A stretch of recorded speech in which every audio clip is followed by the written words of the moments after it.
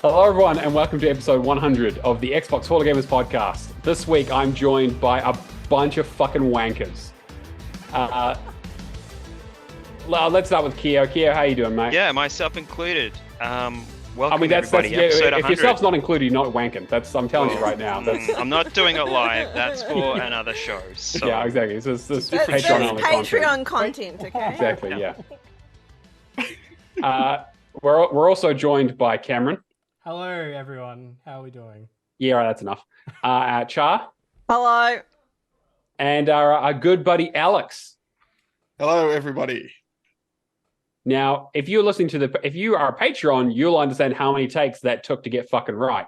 Yeah, it's episode 100. I mean, look, I'm going to be honest. I got fuck all planned. It's going to be a pretty regular episode, but. As always, we're doing the show live on Twitch. We've got a bunch of people hanging out in the chat. We've got Bulbasaur, we've got Mr. Mad Rockatansky, we've got David. We've got a bunch of people in there. That's great. Love to see it. So yeah, come hang out with us when we do the show live, usually on a Friday or a Saturday. Xbox Hall of Gamers is the place to find us. Make sure you check on our Discord. We'll post in there when we go live. But first, without further ado, Cameron is going to transition us to a surprise song of the week. Take it away. Be prepared, practice my combat role, reload those shotgun shells. And I've got to live until first light, but it's a long till dawn, gotta fight for my life. Where do you think Ashley is? It's the worst they've got while I'm fumbling through my keys. One night and 5 more times, speed run the replays, even if they are so quick. The things I do for achievements. Yeah, 1 life, but 5 more times. Speed run the replays, speed run the replays. I just do it for the achievements. Yeah. That is a very easy one for me this week. Yeah, I would hope so. It's super easy. Very memorable. All right, yeah, I guess any guesses from around the table? There was a Do I just say it? There was a moment there when I thought it was Gypsy. Gypsy, I can say that. Yeah, I considered it. Sorry, Moonzom, it is not thanks for the memories because you have included vowels there. Yeah, take out the vowels and then you're good. But it is Fall Out Boy. Yeah, it is. We're going down swinging, right? Yeah. That's the right band, at least. That's close enough. You know. It's funny. You don't do the vowel because Fall Out Boy has so many long song names. They got asked by the record label to Sean Sean some of them, and then thanks for the memories. They just did the no vowels to. You're crashing, but you're no wave. That's what I remember. Oh, I love You're Crashing and No Wave. I don't know the song from the name, but that's a long one that comes to mind. There's like a little less 16 Candles, a little bit more Touch Me, a whole bunch of them that are like long. Anyway, I digress. Yeah, so I decided to bring back Song of the Week a little bit. I was inspired today. I actually wrote 2 songs. The first one was crap, so I threw it away and did this one. I had no clue what that was, sorry. Yeah, I actually didn't check that out. I didn't know what it was. It's all good. The evidence has been destroyed. I thought it had been deleted before I saw it. It did, yeah. I have it. I do still have the file, but that's Patreon content. Yes, exactly. Actually, I'll put up a That's Patreon a great content. idea. There you go. Yeah. There's a bit of incentive. Yeah, give us some fucking money. Yeah, so we've made it to episode 100. It's very surprisingly. Yeah, what the shit? I guess, like I said, I don't really have a lot planned for this outside of the regular show, but I guess we figured we'd talk a little bit about the last 100 episodes, two and a bit years that we've been doing this, which is insane to think about. I mean, yeah, any thoughts, any good memories, any bad memories? Well, at least 3 of the shows that I were on, including one of the earlier ones, there were pineapple questions. And coincidentally, I had a pineapple and ham pizza for dinner, so so it's all very fitting for episode 100. I think that might have been episode 3 that started, but there were pineapple lumps, there were pineapple pizza questions. Oh, I just Right. listened to the Yeah, pineapple because we were lumps asking episode. about the Oh. food. Yeah, it was food. Yeah, there you go. There We was do so like to talk about food. yeah. I mean, everybody likes to talk about food. It's a very communal thing. But God, you had so many horrible takes in that food episode. Oh, come on. Hey. That's Not rich bad. coming from the king of horrible takes. Yeah, I was going to say, yeah. As long as no one dunks in my Hawaiian horrible. pizza. Hey, this man had an international food podcast. It's Yes, fine. this is true. I got to that point, and I'm just like, no, it's too hard to oh God, it's too hard to schedule a podcast with foreigners. Can you imagine? Can you imagine? Foreigners. No, but like, okay, US. Kiwis are alright. You basically just We're cousins. Yeah. Yeah, so Cameron, what are you saying? We're one of the good ones, is what you're saying? Is that Look, if it comes to arranging a meeting with anybody, it is a lot easier to arrange a meeting with Kiwis or somebody from Southeast Asia as compared to the US. I mean, that is true. That is true. And Europeans True. just, are right out. As much as we obviously enjoyed having Bulbasaur on the show, fuck me, that was hard to organize. It's just timing is hard. Yeah. Yeah. Yeah, look, everybody should live in the same time zone. I'm definitely Just shit come with and live in the future with us. time zones. Yeah. Mm. So, We get Yeah. everything first. Everyone already goes and lives in New Zealand as soon as a new game comes out. So That's just true. That's true. saying, We get a they lot. We may get as well a lot just of shift immigrants on over launch here. day. Funny Airports that. are very busy. People really wanted to play Starfield, an hour or two early. Yeah. Yeah, I'm it doesn't talking fix to my internet connection. No, that is the tricky No, bit too, yeah, right? That's true. What's wrong with the internet? Do we have time to go into it this show? should we do The tech internet support? is a black box. Hold up where it hurts on the internet. I heard you like tangents here. Yes, absolutely. I still think Sin over Cos is the best episode title from the RGS. To be fair, there were some good ones. There were, actually, like You wanna go through the episode titles? I mean, sure, if you want to pull up a few that, I mean, like, to be fair, I don't really remember a lot of them because it's been a long time, but that you probably will notice the episodes when I started hosting were the ones where I also started getting to name the episodes. Yeah. And Yeah. it just became like the RGS and this show have become so inside baseball over the years. There's just like references upon references to shit these days. I try to make the titles maybe a bit more generic these days, but What was last week's? Was it Jake? Jake's Cult of MMO, Yeah. because he was all trying to convert us to playing fucking Final Fantasy Yeah. 11. I Oh loves man, I wish I Final was on Fantasy. that episode because I played Final Fantasy 11 and I also have Oh, talked he about would you guys love playing to. Final Fantasy 11. Yeah, you guys are sick. That's I gotta, like Yeah. he actively admitted that the game completely wastes his fucking time, and I was like, the more Oh. he talks about it, I'm like, Yep. like, what? Every mate? single time I played that game, I learned something new about it, and it was another thing I was doing wrong. So, Fuck me. Jeez. Yeah, I can't. Yeah. Okay. I think we should start off. I think we should have Alex explain to us what the Real Gamerscore podcast is. Or is it the Sure. community? Is Or was. Was. is it still going? Yeah, go You on. you tell me. Technically. Wow. It's funny. Like, there's some people, not many actually. Now that I think about it, that it started in the Achievement Hounds community before Real Gamerscore, because that's where Real Gamerscore was born from. Tarragon, Chin Doctor, and I are just three young whippersnappers with stars in our eyes. Just wanted to talk about video games, and then life kind of happens. Just gets tough. It's a lot like this, have a great time just talking nonsense about nonsense, tangents, all sorts. Great fun. Not being millionaires. Yeah. Hey, that's I can because we talk to spend you all our now, money Char. on games. I can Yeah. talk to you. Funny that. Finally. I'm not that far off. It only took that long. Less than 20k. Yeah. Yeah. Yeah, so we had a good time doing Real Gamerscore, but then life happens, and then, 3 more champs stepped up to the plate. I've listened to all of them. accept the spoiler cast for games I'm never going to play. Yeah, That fair. was- Oh. Yeah. And I haven't watched the 12, was it 12 or 24-hour stream, but I did catch some of it where Chin was talking about, all his drunken escapades, Mhm. falling over in the just not the same toilets, without him breaking here sinks. to tell him. Yeah, exactly. Every Friday night when Chin posts, you're like, a picture. You're like, okay. Mhm.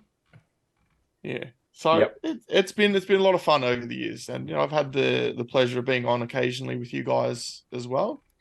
But having two young daughters makes it quite difficult. One of them is not sleeping very well at the moment, so Mm.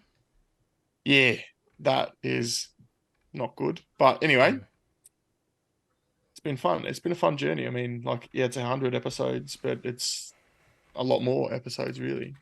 Yeah, it's probably closer to 250 or something around there now. And it really was the friends we made along the way. There was no magic in the hubcap at all. It was all. Jeez. All right. Oh god. Do you want me to go through some of these episode titles? Yeah, why not? Pick out some of your favorites. Yeah, you do it. fucking love a list, don't you, mate? He does. Shut up. It's really hard, actually, just before you go in this, Cameron, it's really hard when I listen to the show to remember all the things I need to come into the chat and tell you why you're wrong about. Because I often listen to the show when I'm driving a car. If I had to pull over, every time I had to tell you were wrong about something, I would be late to work every week. It's so fun.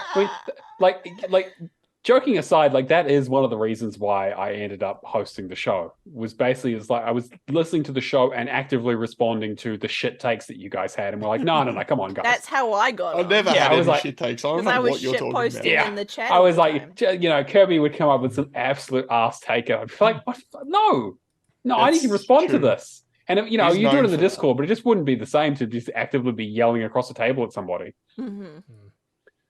And that's obviously, and the fact that I obviously, as people will know if they listen to the Patreon and pre-show content, I'm essentially a hermit and have plenty of free time. So it was kind of the logical choice. But yeah, I know what you mean though. It is very much the thing where it's like you want to respond because our podcast is very discussion heavy as opposed to having any. It's all opinions. There's very little factual information in here. Man, All right, Cameron, there's some you great got- ones. All right, episode 100 of RGS. What do you think we called it? Oh fuck, I don't even remember. RGS Battle Royale. Oh yeah, right. that 'cause was it another big one? Yeah, fuck, that was good. Yeah. Okay. Yep. All right, I'm just going to go for the list and pick out some of my favorites. I already talked about Sin Over Cos, Equaling Tangent. It starts off pretty innocent. So the first episode of RGS was 2nd of August, 2018. So 5 years ago. And it's like, what is a good gamer score? Innocent enough question, yeah? And then second episode's how long should a game be? Wow, what's a good game score? That number has changed. We revisited that topic every Well- few months, right? Because it just it did change a lot over the last 5 years. Yeah.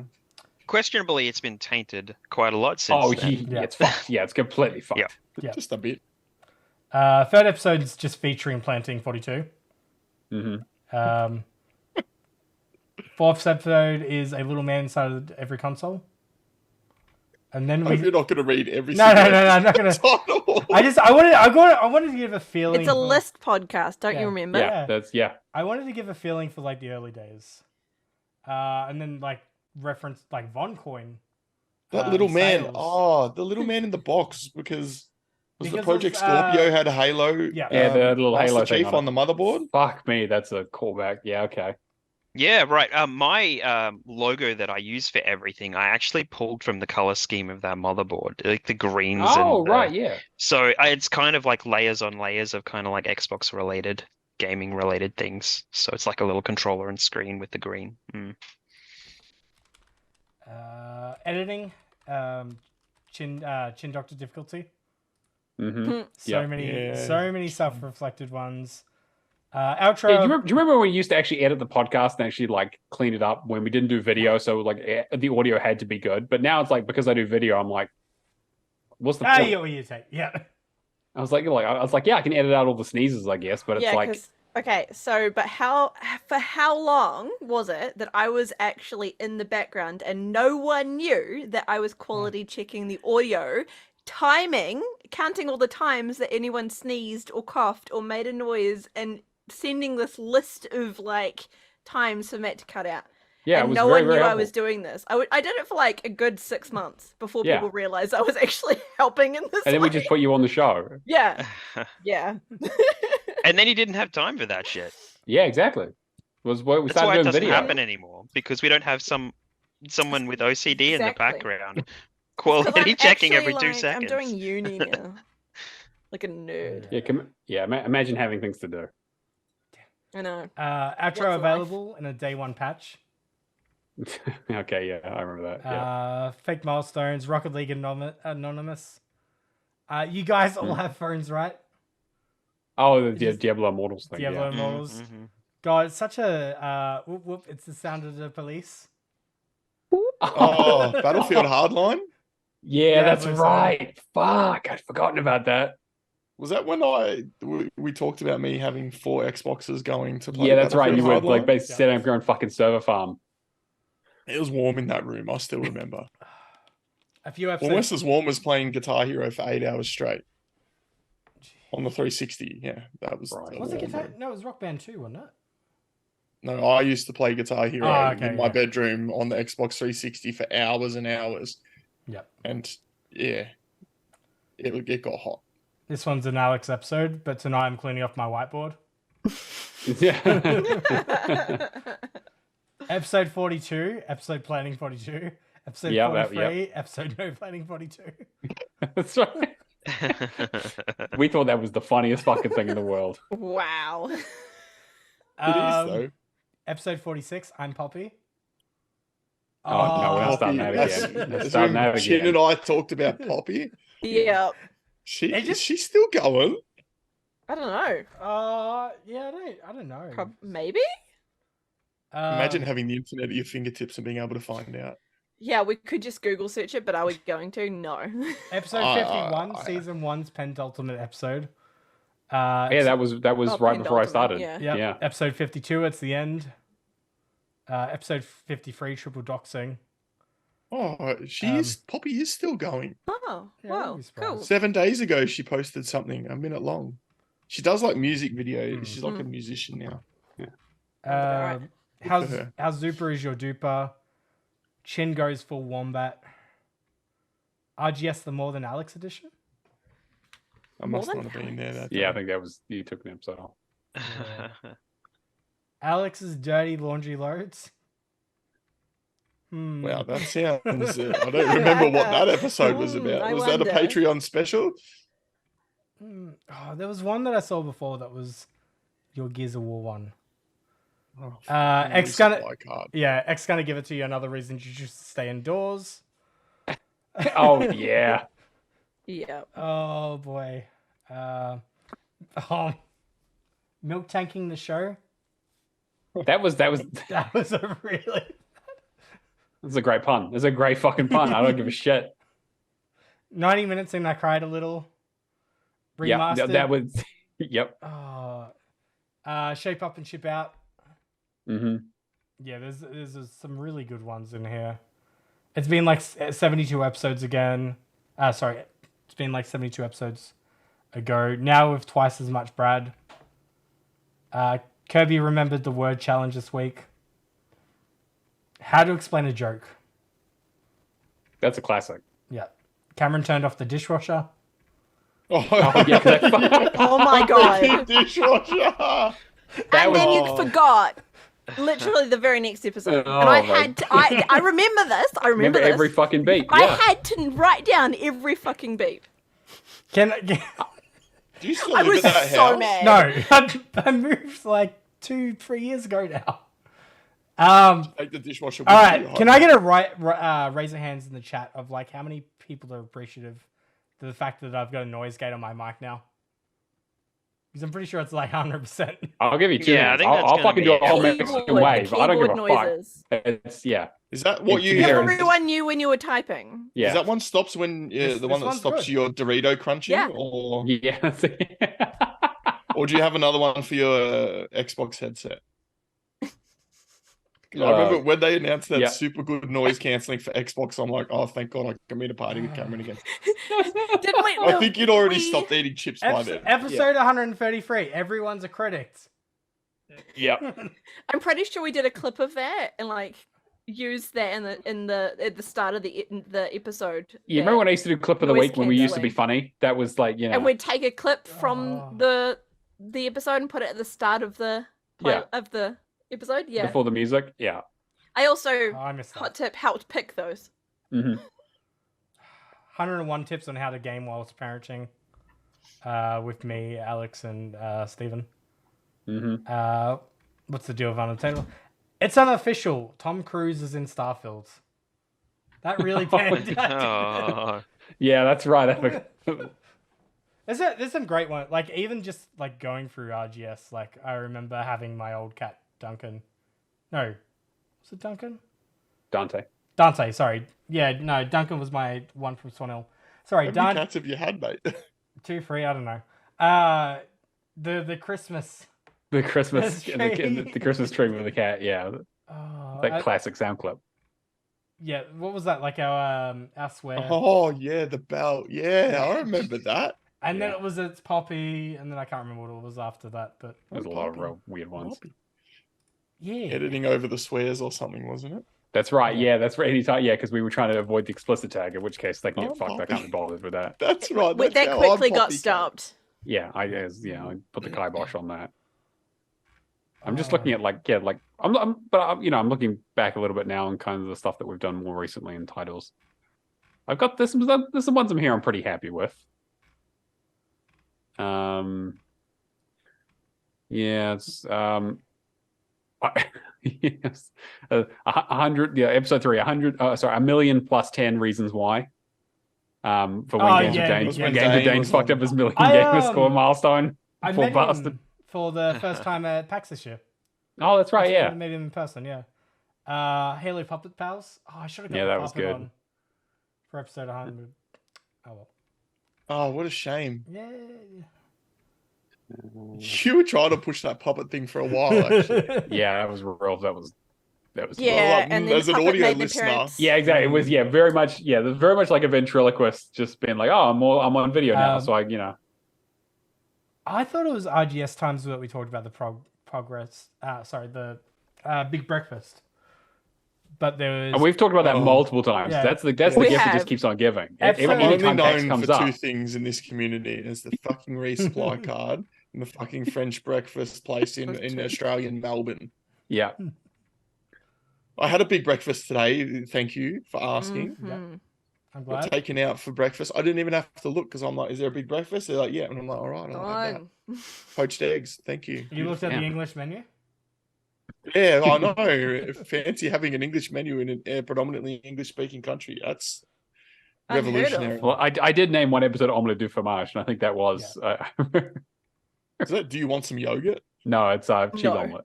That's cheese omelette. Oh. As you can tell, my French is still not good. I mean, I still think one of my favorite episode titles, again, you can kind of see the early,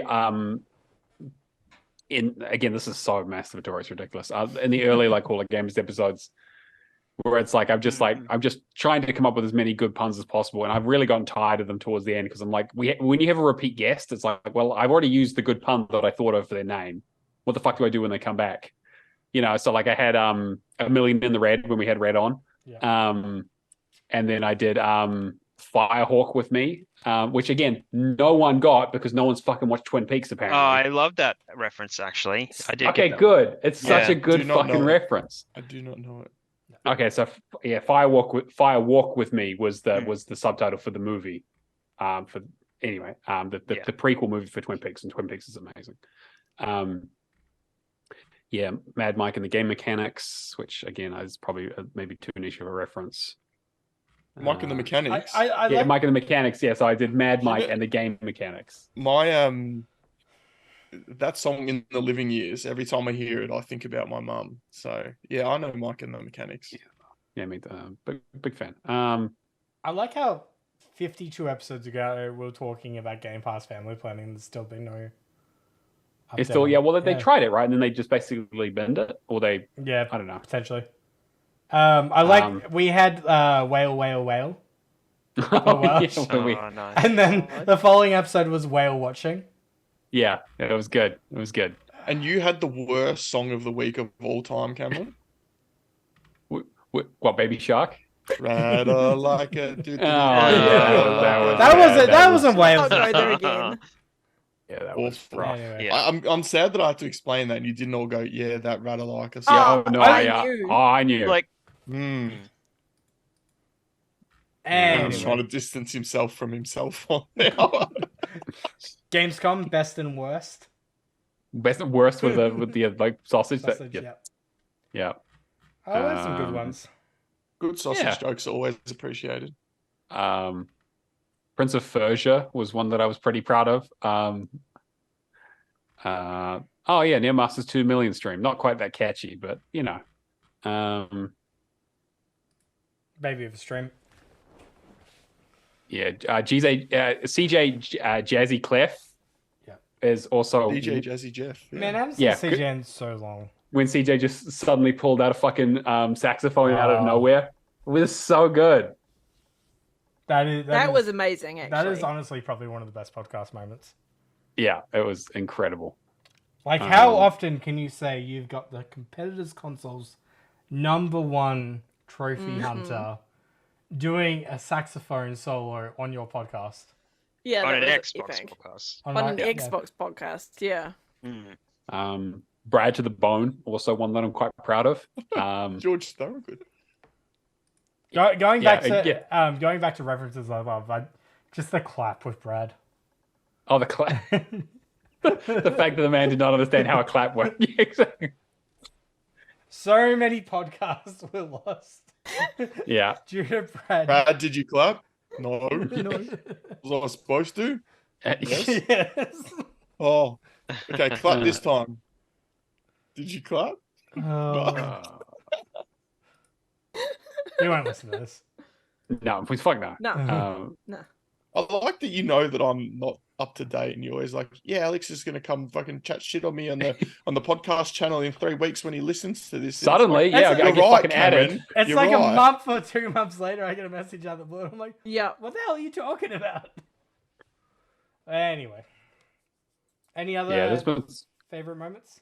I still think you know one of my favorite titles is a more recent one back in episode 77, Unmitigated Disaster, when I decided to take a week off and you guys forgot how to run a fucking podcast. Was that the first or the second time that we were both on, that I was on there with you guys? Like, on after that time?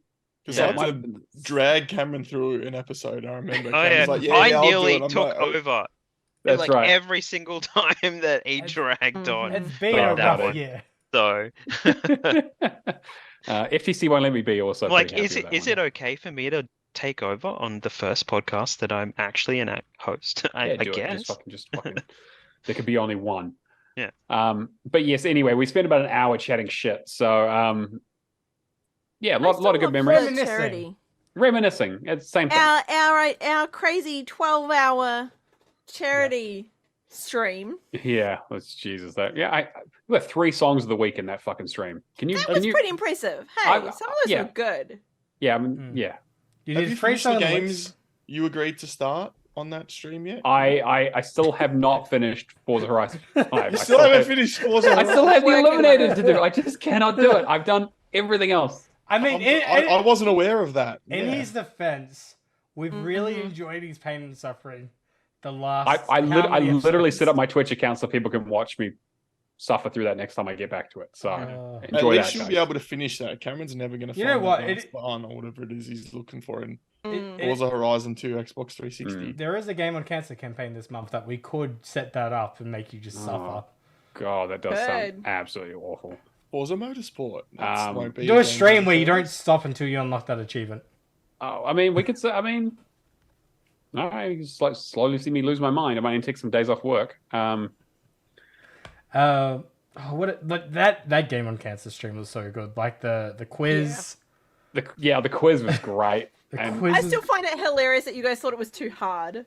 no, the quiz was great. I worked hard on that It thing. was good. It was a good quiz. I liked it. quiz was great. Kirby just coming on and just absolutely like And then going like sidetracking. Yeah, Yeah.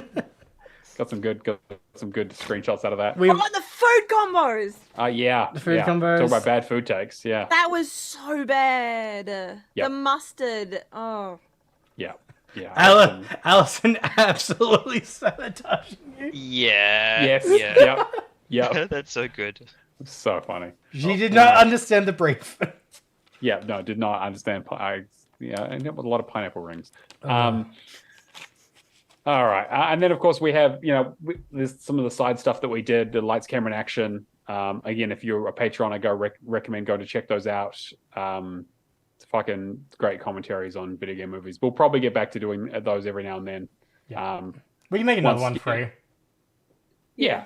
Have you I done all think it 6 of the Resident Evil movies yet? We've done Not yet. 2. I've still got We got through Spinner. 2, and that was bad enough. And there's a new one coming out. They're rebooting it, aren't they?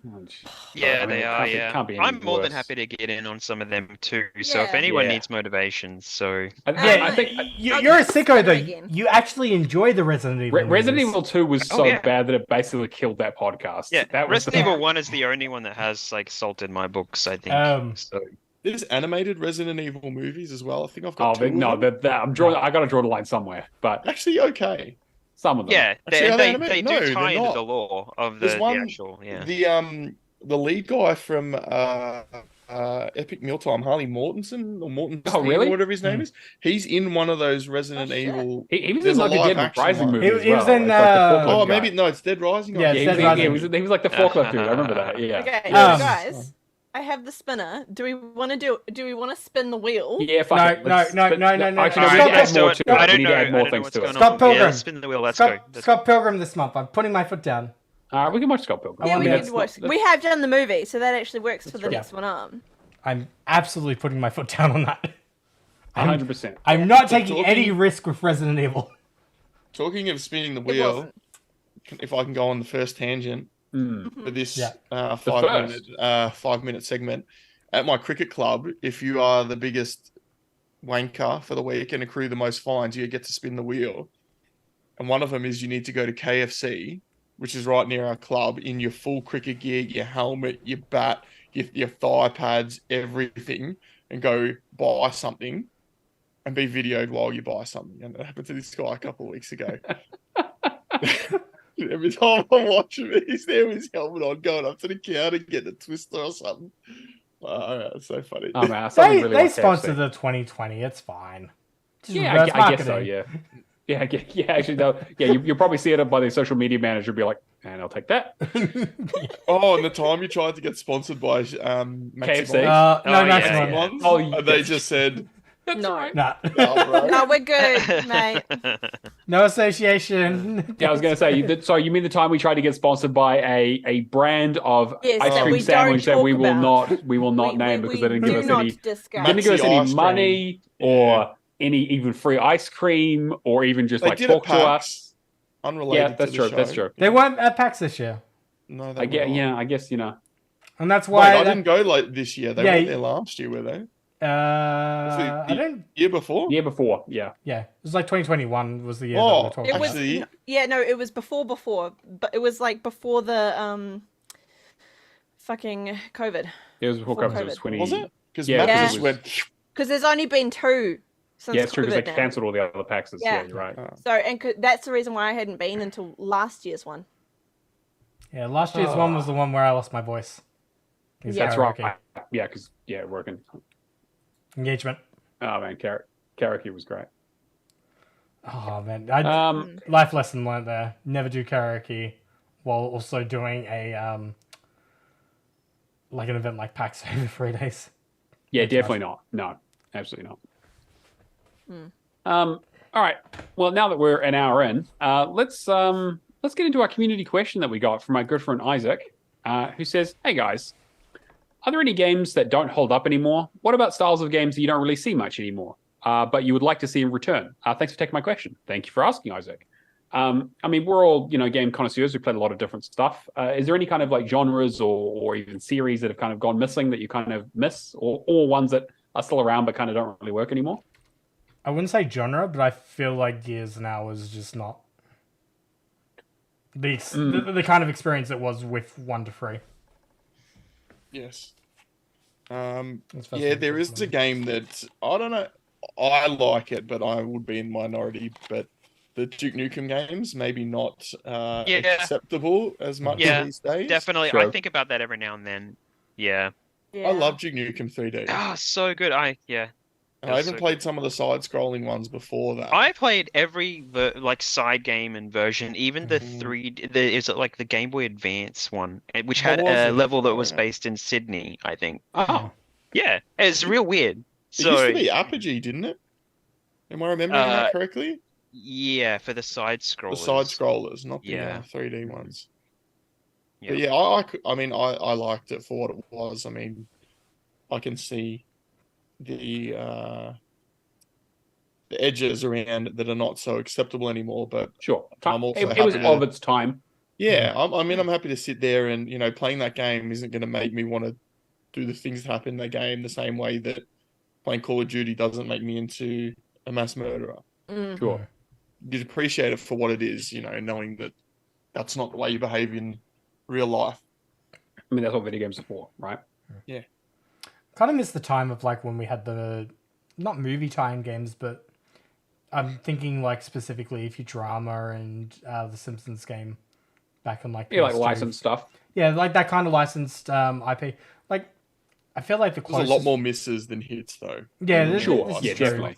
But like I feel like nobody really wants to take the risk now unless it's like Outright Games publishing Everything's too something. expensive to make. Yes, yeah, exactly. When you've got a 4-year dev cycle and you come up with, you're like, oh, hey, we're gonna do we're gonna do an Avengers game. It's like, oh wow, Yeah. Buddy, That's something that how on do you- paper should have absolutely smashed it. exactly Mhm. right. But Well, one of the biggest red flags when they announced the Tomb Raider 1, 2, 3 redo for next year, like they're redoing the first 3 games, is that those controls are arguably so outdated that they I guess like the Resident Evil tank controls are better than those controls. yeah, Because you you have didn't need to- to jump in that game. You had to press a button, walk up to an edge, and either do a backflip to have enough distance to run, to jump, to, claw onto a platform to climb up, or stand on the edge and then just jump from a standstill forward. And half the time you would just try to jump forward and you just jump up in the air. And like nobody's going to accept that shit these days. So there's no way to translate that out of the game. Thankfully, you Games don't have come see a long many way. games with those A shitty long tank way. controls, unless it's that one that had the achievement. Tim made me put this tank controls Grim achievement Fandango. in the game. Yeah, I played. Mhm. Oh, that was rough. At least you didn't have to rush in that game. It was point and click, so it was like I wasn't Yeah. running away from fucking tigers or some shit. Mm. Bulbasaur in the chat's got Twitter Life Games, Skylanders, Disney Infinity, and Lego.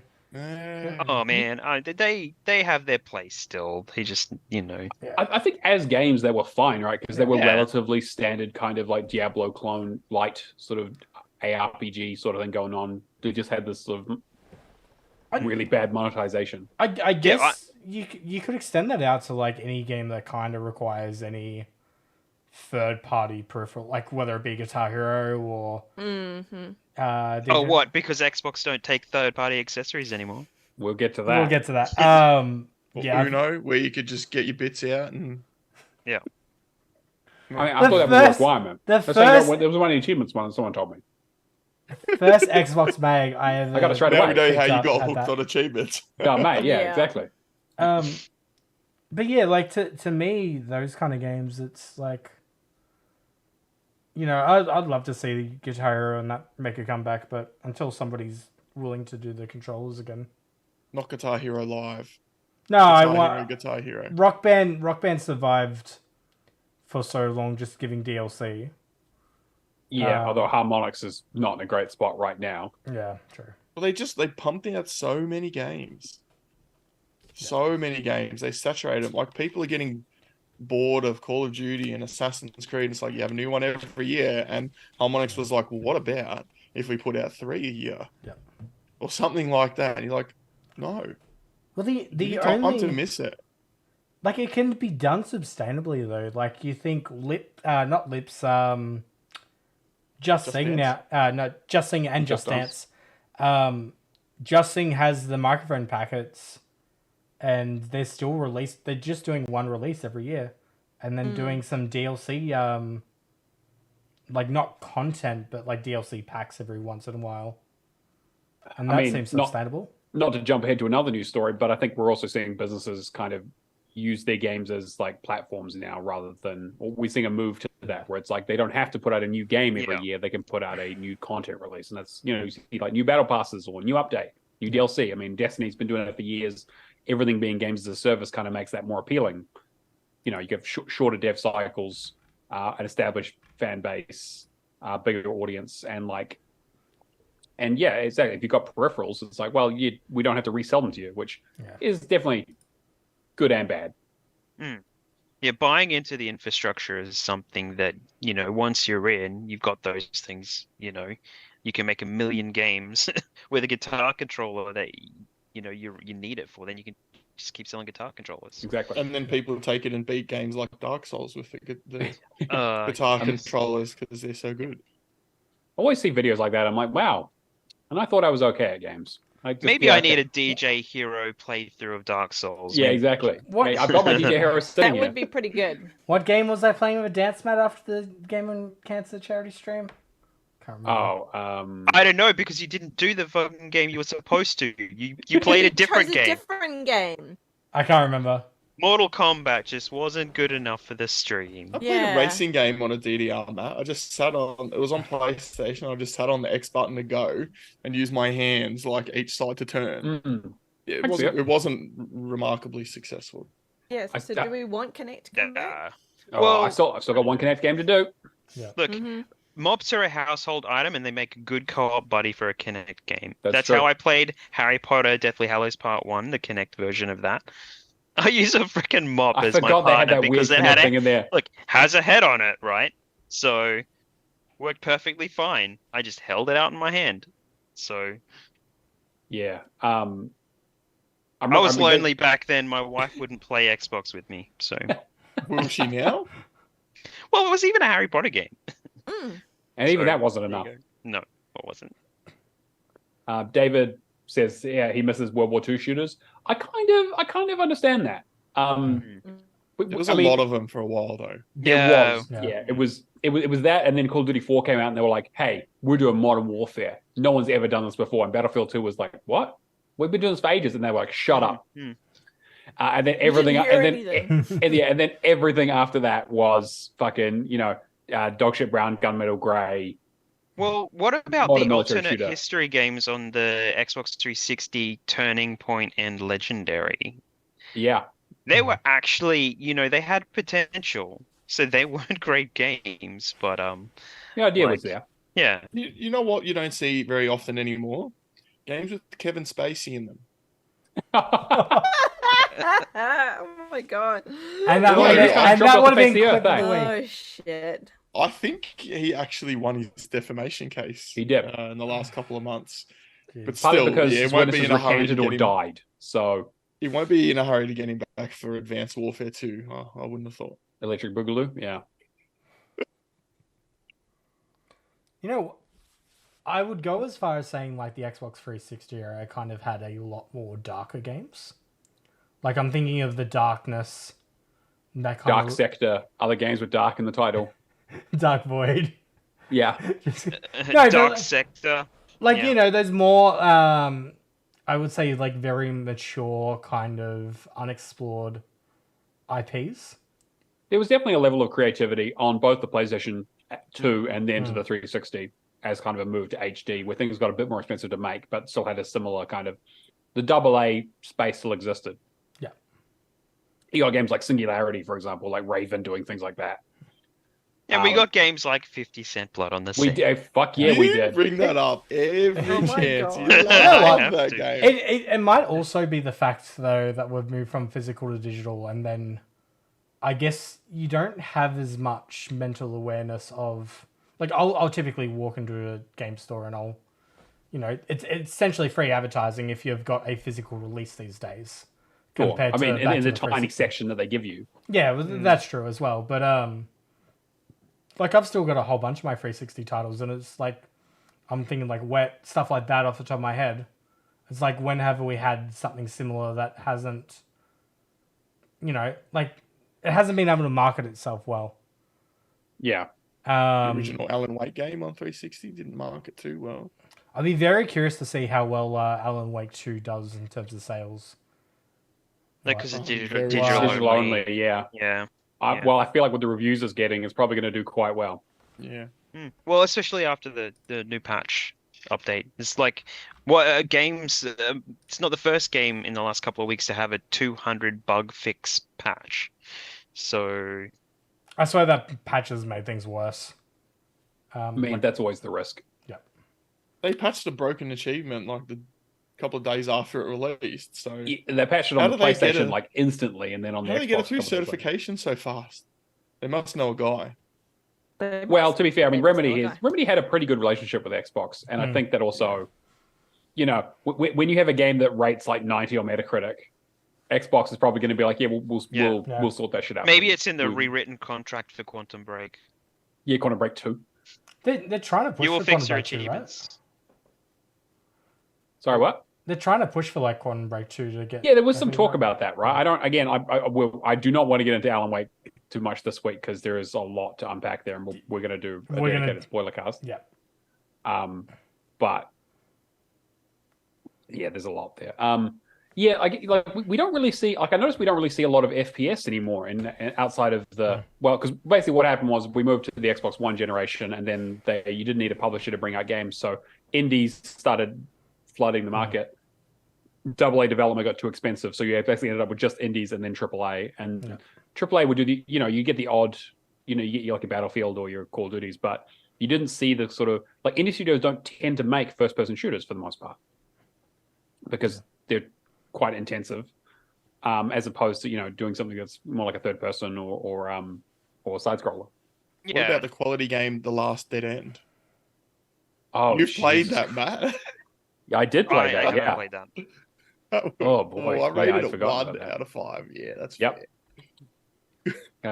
Yeah, that's the kind of thing where I'm like, but to be fair, like I played that and I was like, oh, that's interesting. I didn't expect it. I was like, this is not what I expected it to be. It was bad, but I was like, I appreciated the fact that it existed. I'm trying to think of an example, like best way to describe this, but I kind of miss the games that are like RPSs but feel like an RPG. Like that, what? like how I'm trying to think of a good example, but You mean like Borderlands? yeah, kind of like this stuff like the story. You can focus on the story, but you don't have to, kind of thing. Where it's like very linear based. Like everything at the moment kind of feels like you need a guide for collectibles, that kind of stuff.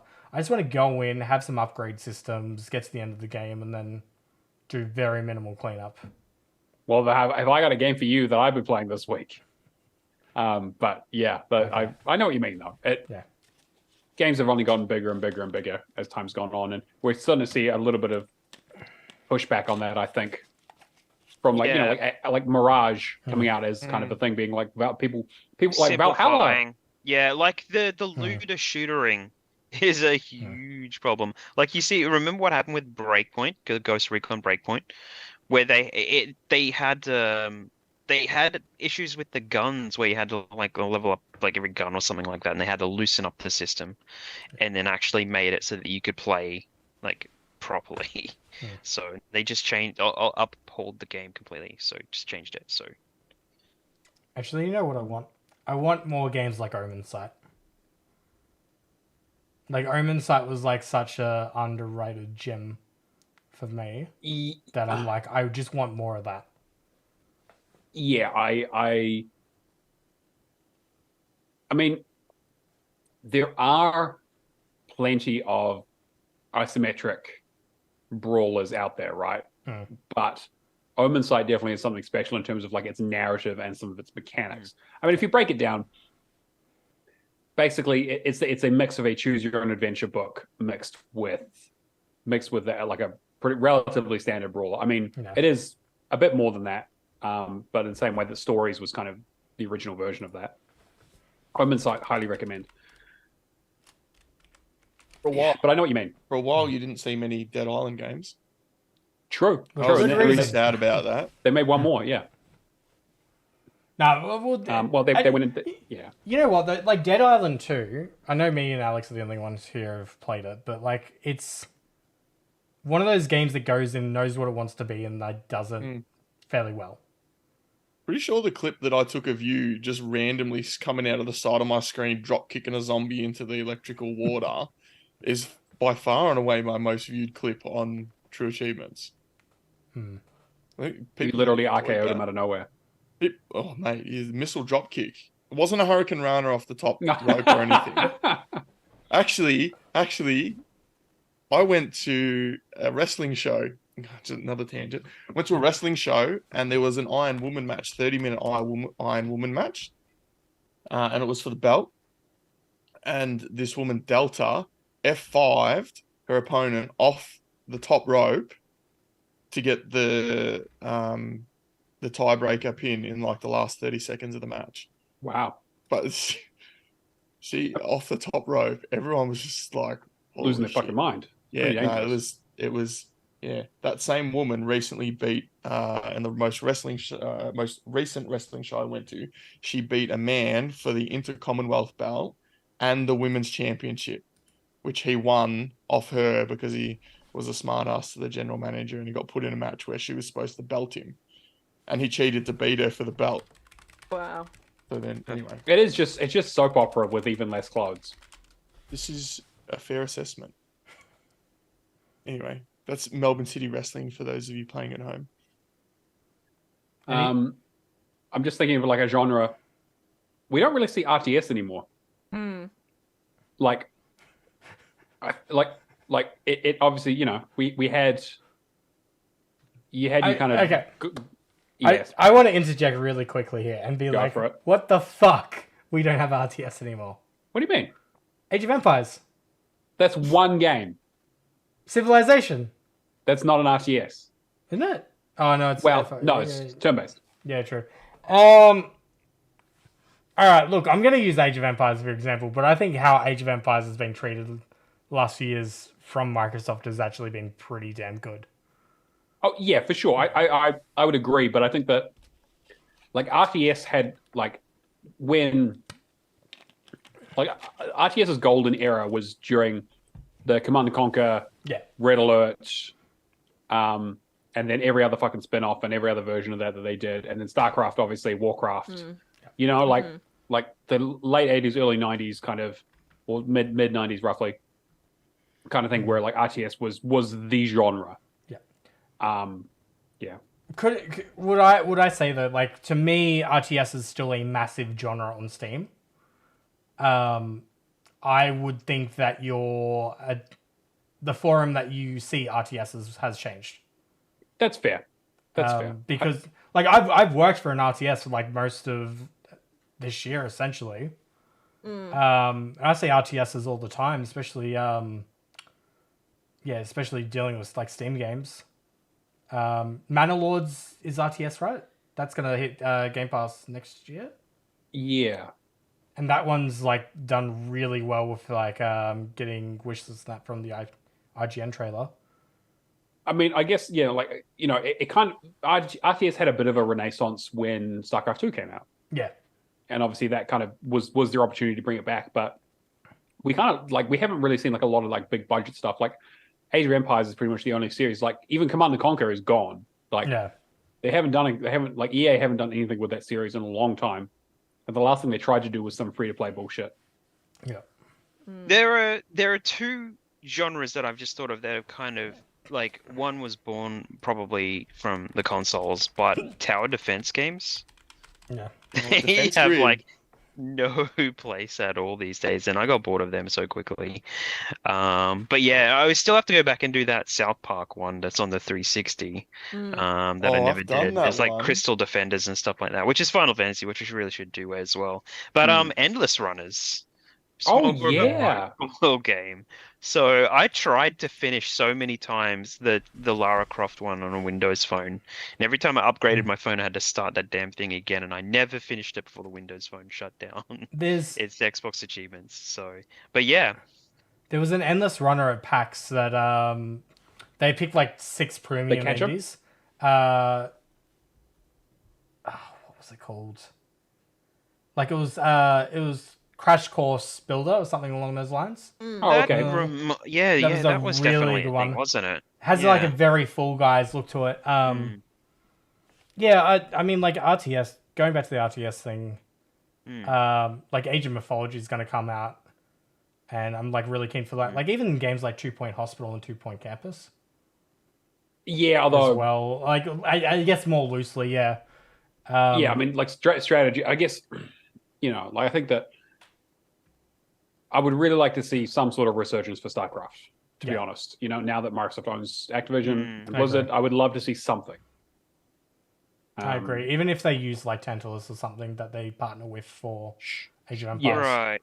So you'd say more story-driven, story-focused. Yeah, kind exactly. of... Something that's kind of like actually has something because like the narrative of StarCraft really was the driving force behind that series. As much as like the RTS is amazing, but like I still remember like all the lore from the original game. Yeah, I'm still waiting on my Nintendo 64 version of StarCraft Ghosts. Oh yeah, exactly right. Yeah, StarCraft Ghosts. And also just to quickly add on to Keo's point about the tower defense games, like, man, I still remember being in high school and playing Bloons. Yeah, I mean, still around. Like, I think they got like the 6th one. Yep. Now on console, which I need to get around to playing, but yeah. I think also RTS basically died so MOBA could live. I think is part of what happened is that Dota became so hugely popular based on the RTS model that that's essentially what an RTS is now, is that you control a single unit, but you use the RTS control scheme. Yeah. But we also don't see a lot of MOBAs anymore either. Like when I first read this question, I was kind of thinking of like the kind of cycle of games that we saw where it was like, we had first-person shooters for a while, and then you had Gears of War came out, and then you had third-person stuff for a little while, and then you had and then everything had like every game got an online mode crammed into it for some reason for a bit, and then it was like, oh, actually, well, we want to do MOBAs because Dota's popular. Dota 2 came out, League of Legends, Hon, Dawn Guard, I think it was Dawngate, one of them. And then it was like, no, okay, now it's time for battle royales, and now it looks like we're maybe moving to like extraction, like Tarkov. I mean, that's what. Not only that, but bloody card games, dude, they're everywhere True. at the moment. Yeah. I mean, obviously, Hearthstone was hugely popular in a way that's kind of, and Marvel Snap. Extraction shooters, they're kind of maybe on the way out a little bit. Like, they kind of probably didn't hit, because they seem to just not make it to retail before they get canned. So they just can't retain their people. Yeah, so... Tarkov really seems to be the only one that's kind of... And then, obviously, Marathon apparently is going to be based around that kind of model. By the time it comes out, I'm wondering if there's even going to be an audience for it. Yeah, well, that was one of the things, we can talk about it in the news, essentially, but the thing with Marathon was that they had, they had an event to show off Marathon, but they didn't bring any Destiny, content creators in. They actually brought Tarkov content creators in, and then the Tarkov creators apparently said that they didn't like the game, so now it's been delayed or something. So it's just like, okay, well, yeah. Any more thoughts on the question, guys, before we move on? Nope. I can't think of any others. Easy. All right. Well, talking of the news, let's get straight into it. This will probably be a pretty quick one, but Call of Duty Modern Warfare 3 achievements came out, and everyone was so excited until they realized that they have been released as a DLC pack for Modern Warfare 2, which has now been renamed Call of Duty, just Call of Duty, just Call of Duty. Yeah, and like the image that's actually on the picture for Call of Duty, it's just this weird, I don't know what it is. It's just like this zombies kind of looking thing. It's really strange to have a look at. Yeah. I imagine that they're going to change that seasonally. Like they kind of do that with Neverwinter whenever they do their updates.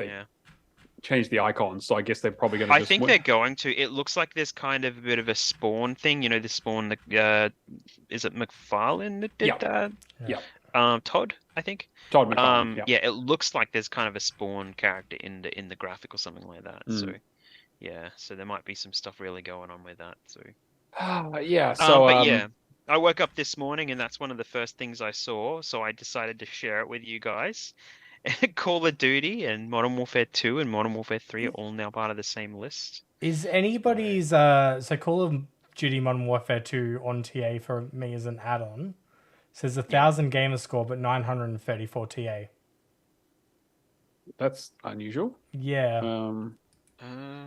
Yeah, I'm seeing it as. Oh yeah, actually, I know. Yes, I see the TA on mine is 934 as well. Yeah, for 1,000 Gamerscore. Yeah. Very weird. Yeah. Okay, that is very strange. Maybe there's just some updating that hasn't happened with that. Probably. I mean, they did just move it all over. I, for one, would actually be really happy to see Warzone to get achievements. Because why would you do this to me? I know. It was I was cringe. I could feel you cringing as the words came out of my mouth. I would be quite happy because the first thing and arguably the only thing I really did in Call of Duties was go get the multiplayer achievements as soon as they kind of came out. Like I didn't really touch zombies for years and years, and I barely finished any of the campaigns. And I'm looking back at my history of Call of Duty stuff, and I'm like, I really just played a bunch of multiplayer in this thing, and I didn't even realize that that's what I was doing, just going and playing the multiplayer. So, but yeah. I was a bit bummed that the first Warzone didn't really get achievements. It was kind of a relief because that whole time when those games were getting achievements, it would have been an absolute nightmare. Yeah, the stuff that was kind of going on, the garbage that you're seeing in achievements with some of these games. So it might make a little bit more sense if they did it this time around. So. I'm really not a fan of this approach because, like, comparing it to Overwatch 2 was awful at launch, and then it just immediately kills all interest in the game. But if you want to get the completion, you have to go and got to buy them and then play them. Yeah. And as part of this, we also saw a splash screen. If you fired up your Xbox today, there is a splash screen that basically says, "Hey, play Modern Warfare 3 right now. Play the campaign. Yeah. Give us some money. Upgrade to the Vault Edition thing, you know." And then we'll add it in Game Pass next year, and you'll feel really silly. Yeah, exactly. Yeah, not a huge fan of that. Obviously, it's taken away the completions, which is nice. I'm sure everyone's thrilled about that. So now the game's not been completed by anyone. Yep. And apparently also mad about that. What are you talking? Yeah, right. Completions don't matter. What are you on about? So, do we think that I guess the hub was getting a little bit overcomplicated because they had Cold War, they had one of the like Vanguard in there, they had obviously Modern Warfare 19, which didn't get lumped into this list because it also had its own DLC. So they probably looked at it and went, we can't make Modern Warfare a trilogy because this thing has its own thing and it has DLC, so it's kind of going to be weird. So, like, just being called Call of Duty, are they going to section off, or are they going to add the Black Ops games and everything as DLC as part of the Call of Duty franchise in a whole hub? I haven't seen the new release yet because I know some people are kind of getting in on it. But what the hub actually looks like, is it just Modern Warfare, or is it Black Ops? At the moment, it's just Modern Warfare 2 and 3, I believe. Yeah. So if you loaded up Cold War, what does that look like now? Have they updated that to be something different? Yeah, I don't know. So, fingers crossed Microsoft just gets control of the studios and lets them do their own things. And we don't I have just to want worry Black about Ops 4 to work properly. Honestly. Not gonna happen. Nobody wants Black Ops 4 to work properly, except for me. Yeah. So, yeah. I say we not worry about Call of Duty anymore. We let all the individual studios make a whole bunch of different games that they want to make, and we get some more creative projects like Hi-Fi Rush and Pentiment. I just want Raven to get to make like Hexen and stuff like that. Let Raven have creative control. Yeah. I will die on that hill. Same with Treyarch. I'm really curious. What was Treyarch doing before Black Ops? It was the Spider-Man games, isn't that right? Treyarch. Yeah, they did a few. Well, they did a few things. Beanox did some Spider-Man games. Yeah, Beanox and they did, yeah. did Oh, the Beanox, okay. Transformers games. Mhm. There was a little bit of crossing over between. That was when there was a little bit of crossing over happening. Moon Studios, Moon something. Yeah, Moon Studios. Yeah, Yeah, they were doing some Transformers stuff as well, Transformers and stuff. Yeah. Spider-Man 2, Spider-Man 3. High Moon was the because they did the Deadpool game as well. Spider-Man Web of Shadows, 007 Quantum of Solace, and then they started with Call of Duty World War. Even if Treyarch just did like an entire zombies game, I'd be so keen. I mean, that's kind of what seems like it's happening. Yeah, it's very niche though. They've tried to break into zombies. They are trying to popularize it. So I don't know if anyone's seen the new trailer for though it's not new now, but it is a few weeks old. The new zombies trailer. They really. It looks like they're trying to bring in the old content while making it like popularized. Mm. So yeah, with the open world stuff they're doing. So yeah. I mean, look, I didn't really have any plans to play Modern Warfare 3, but now unfortunately I'm probably going to have to at some stage. Put your foot down. Hmm? Put your foot down, because when Call of Duty 4 comes out, Modern Warfare 4 or Modern Warfare Origins or Modern but if they keep adding to it, it's just going to keep tanking my completion percentage. Exactly. So we'll see how it goes. I mean, I'm probably not going to be jumping at this straight away, but when it gets added to Game Pass, maybe I'll be like, hey, it would probably be pretty easy to get a squad together to do a bunch of this bullshit. Yeah, true. Anyway, so I'm not a huge fan of that. Bit of a weird one, but we'll see if this kind of continues in the future, or if this is just a one-off. This is also another short one. Capcom basically said that they have another major unannounced title to launch before March 2024. So basically before the end of financial year. Capcom have been on a tear recently. They've been having hit after hit after hit, really. Yeah, been doing some really good stuff. What have they got coming up? They have Dragon's Dogma 2. Yeah, it's probably too early for that. Yeah, well, I mean, this is all unannounced stuff, yeah. right? So, like, just ruling that stuff out, we already know about Resident Evil Apocalypse. Yes. So it's not unless it's another side remake kind of thing for Resident Evil. I don't feel like they put out another Resident Evil, because I mean, obviously they had 4 this year already. There are rumors that it could. Well, I mean, there are some rumors that another Monster Hunter was pretty close to announcement, like a proper one. Because like I mean, it's been World. Yeah, it's been a while like a World 2 or something like that. Because it's been a couple of years even from Rise. True. I think now. True. They did port it recently, but you're right. Actually, it came out quite a while ago now. But they've had a lot of releases here. Like they put out Resident Evil 4, and then they put out Street Fighter 6 and Exo Primal. I mean, obviously Exo Primal probably not the best example of their stuff, but like Street Fighter 6 Street Fighter. Yeah, Street Fighter is like hugely popular. And Resident Evil 4 obviously has done really well, of course, because it's fantastic. So them getting another game out before the end of the financial year. I've just clicked into the Capcom developer page on True Achievement. It says Apollo Justice Ace Attorney Trilogy. Apparently I mean, I have to play that. I'm picking that up immediately. Yeah. What if? Yep, I'm listening. Dino Crisis. Wow. I mean, look, I'm not saying it's not Dino Crisis. We get another trailer of something, and we're just like, "Yep, definitely not Dino Crisis." Is Dino Crisis? It's just a Dino Crisis 3 remake because it only was in limited territories, and it was dinos in space. And I'll take it. I'll take it.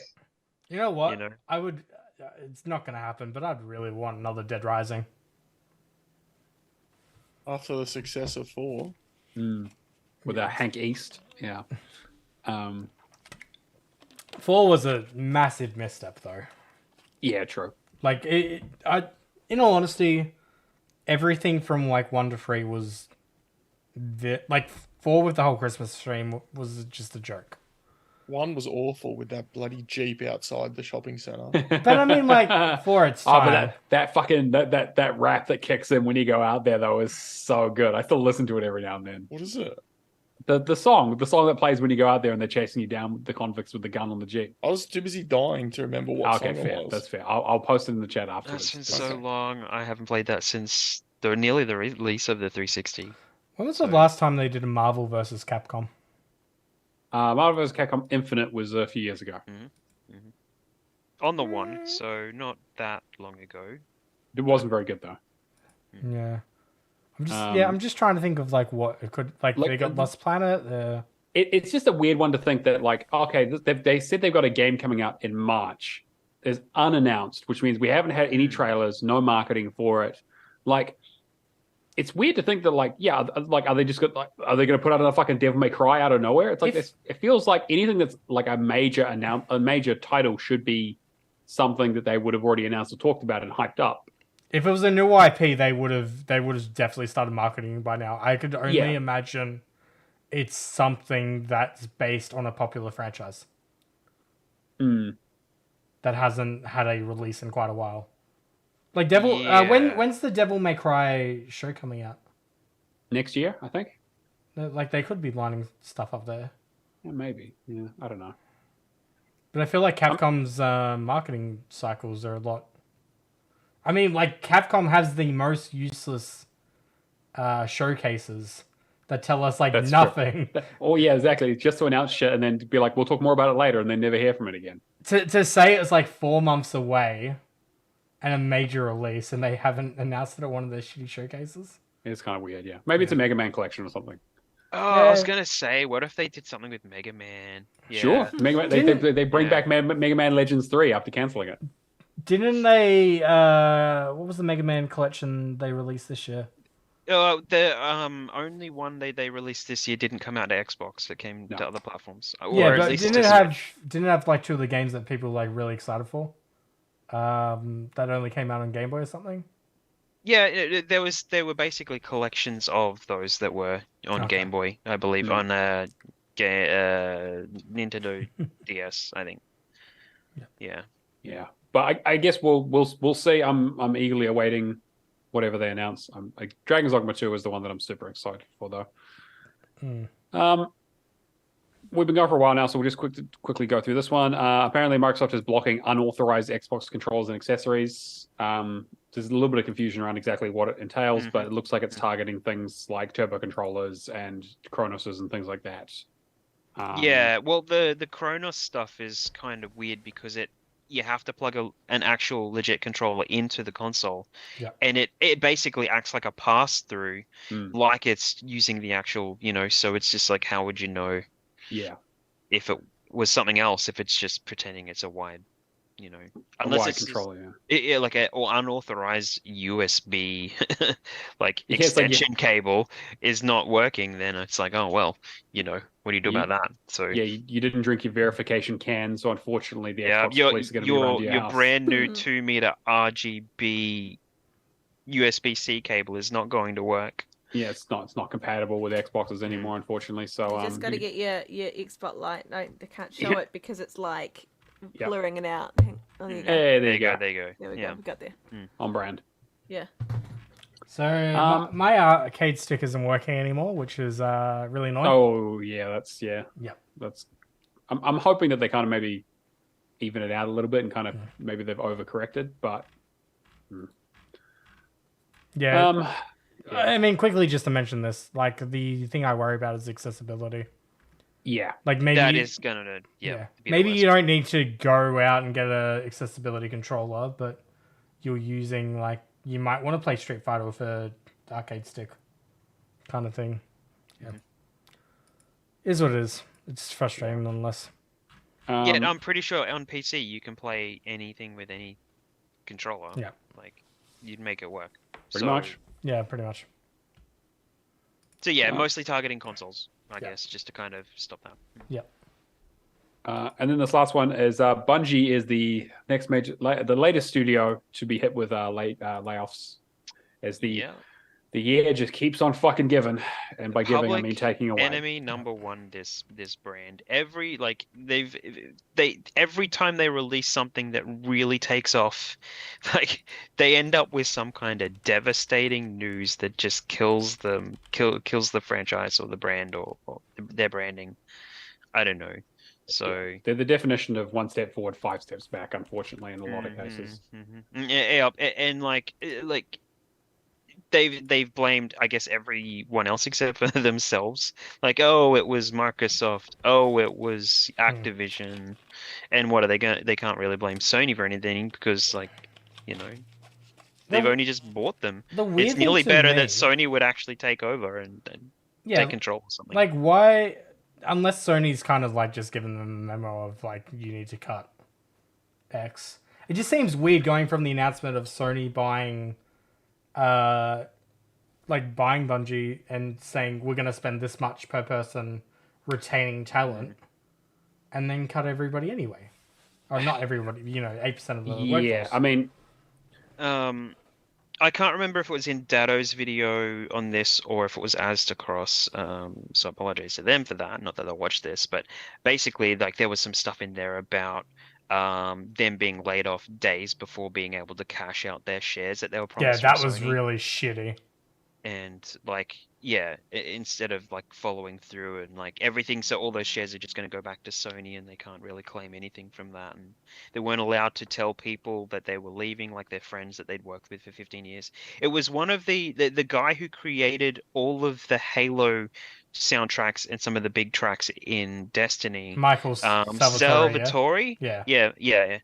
He was on there as well. And even one of the new composers that everyone loved one of his songs in, I think, Beyond Light, is out as well. Yeah, and that's all that news I got from those guys. So they've got some really good videos on this stuff talking about it. So if you follow the Destiny stuff, they're good to watch. So one of their biggest community managers got laid off as well. But it seems like it's everybody across the board in all departments. David, quite rightly in the chat. 2023, a great year for gamers, a bad year for game developers. It's very fucking true. Yeah, that's actually how they started one of their videos. I think it was Datto that might have said that. So yeah. And then apparently Marathon has also not been widely received well so far. Although there might be some misinformation about that, or again, it's a little bit unclear. But apparently they were showing some sort of pre-alpha footage to some people, so like focus testing it, which is what you do. And apparently no one was super interested in how it looks so far. Yeah, it's not a great sign. Yeah, and I was saying in the pre-roll to the show that it was Tarkov players, not Destiny players. So Bungie's biggest fans, but pretty much one of the things that was brought up by one of these other creators was like, if Destiny fans that of PvP went in to see this game, it's like you would have left. You've put all your money towards Marathon for this, so like. Yeah, so it's just like, why would you, not invest what this could have been into Destiny instead of, pumping it into something that's not going to succeed and now being delayed, I believe, as well. So delayed until 2025, which is, I mean, I've seen more people getting salty about this particular layoff online on Twitter than I have any of the other ones this year. And I spend too much time on Twitter, but my feed was taken over. Yeah. I think they had I don't know what you would really call it, but a mandate that they were going to do better by the players. And a lot of the people that were supposed to be on that team have now been laid off. And it's like, so. Yeah. And then the CEO comes out and just like, oh, today's a tough day. And apparently, like, the staff there, the developers actually working, are taking things to upper management and they're just shutting them down. Yeah, I saw that same thing. Mm. This is how we can do better. Don't want to know about it. Mm-hmm. Yeah. Oh, we could unvault all our stuff. No. I saw someone post, it's like, can the Bungie CEO walk me through how to buy all of the available expansions in the most effective way? Because I don't know. And they posted a picture of all the expansions, and I'm like, okay, that's fair. But yeah, people are bad. It'll be a matter of time before someone gets arrested for like making death threats or something against someone at the company. I mean, it's happened with Bungie in the past. Yeah, people are very passionate about their Destiny games. Yeah. I mean, didn't they have Troll ordering pizzas to community manager's place last year or something like that? Did they? Wasn't Bungie also the one that won the case against the piracy thing or the hacker thing or whatever. It was like anti-cheating, wasn't it? Anti-cheating thing. Yeah, they just the Yeah. anti-cheating software thing. Yeah. Yeah, I didn't remember that was them. I remember someone did recently win against them. They had to fork over a couple of $1 million, I think. It was a decent amount. I mean, hey, that's a couple of people's severance now, apparently. No, it's not. No, it's not. It's not at all. No. In no way, shape, or form. It's the CEO's pocket. That's what it is. Yeah. It's a real shame because Bungie. I mean, look, I love Halo. Bungie is, obviously responsible for one of the greatest franchises of all time. And then Destiny obviously has had its ups and downs. Destiny 2 started off a little rocky, but it definitely had some high points. Not this most recent expansion, not really. And they've obviously said that they've, in the wake of this, have also delayed the final shape, which is their kind of last major piece of content for Destiny 2 in its current form, whatever that means, for being a free-to-play live service game. Which means this latest season is going to be a bit long, which is the season that people aren't particularly happy about. So, yeah, they're kind of not in a great spot right now. But, like you guys have said, they kind of only really have themselves to blame at this point. Yeah, it just sucks. Anyway, Yeah. All right. Well, we'll move on to some Game Pass updates. Cameron, do you want to read through those? Yeah. All right, so available today, we've got Headbangers Rim Royale. If anybody plays it, I would be very curious to hear what your thoughts are. Just saw it, which I'm going to get around to, and War Tales, November 2nd. Sorry. We had Thirsty Suitors. November 6th, we have both Football Manager 2024 for PC and Coleslaw. Coleslaw? Coleslaw? I had coleslaw for lunch today. Coleslaw. Console. Yeah, I'm not a more fan of delicious. November 9th, we have Dungeons 4, Like a Dragon, Gaiden, The Man Who Erased His Name, which I'm very excited for, as well as Wild Hearts hitting EA. And November 13th, we have Spirit Tea and Coral Island. Just trying to think about Cameron playing Football Manager on a KFC coleslaw tub. I mean, I'd watch it. There was something... Like Football Manager mukbang kind of, crossover stream. There was something else that was announced for Game Pass, and I can't remember what it is. Roller Yeah. Roller Drome got announced. I So- don't think they said when it was coming out yet. But... End of November, isn't it? I believe. okay, cool. Yeah. I saw that and I thought it was that roller skating game that There's been a few, was it like Ubisoft Rocket came out? Arena or whatever it was. So No. it's it There's was a one of the couple. best indie games from last year, which is a mix. It's like Tony Hawk's Skater kind of stunts mixed with a shooter. Yeah. I'm like really looks interesting. keen. Huh? Was it at PAX when we went last No. year? No. Oh, okay. It was They- one they- of they the one of the best yeah. rated indies though of the last year. I think they showed it off at like one of the. They were definitely showed off at an event a while back. I think it was like Before they were- when PlayStation did the indie showcase with like Stray and that.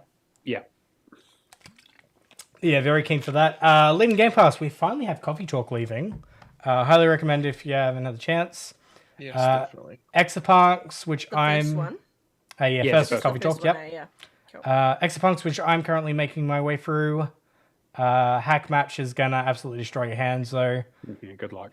Ghost Song, I wanted to play that game, but it just turned out to be not very good. Ghost Song. Ghost Song, yeah, no, it's not. Yeah. Unfortunately, not. Like it got way better reviews than I expected, but it is a relatively standard Metroidvania with some.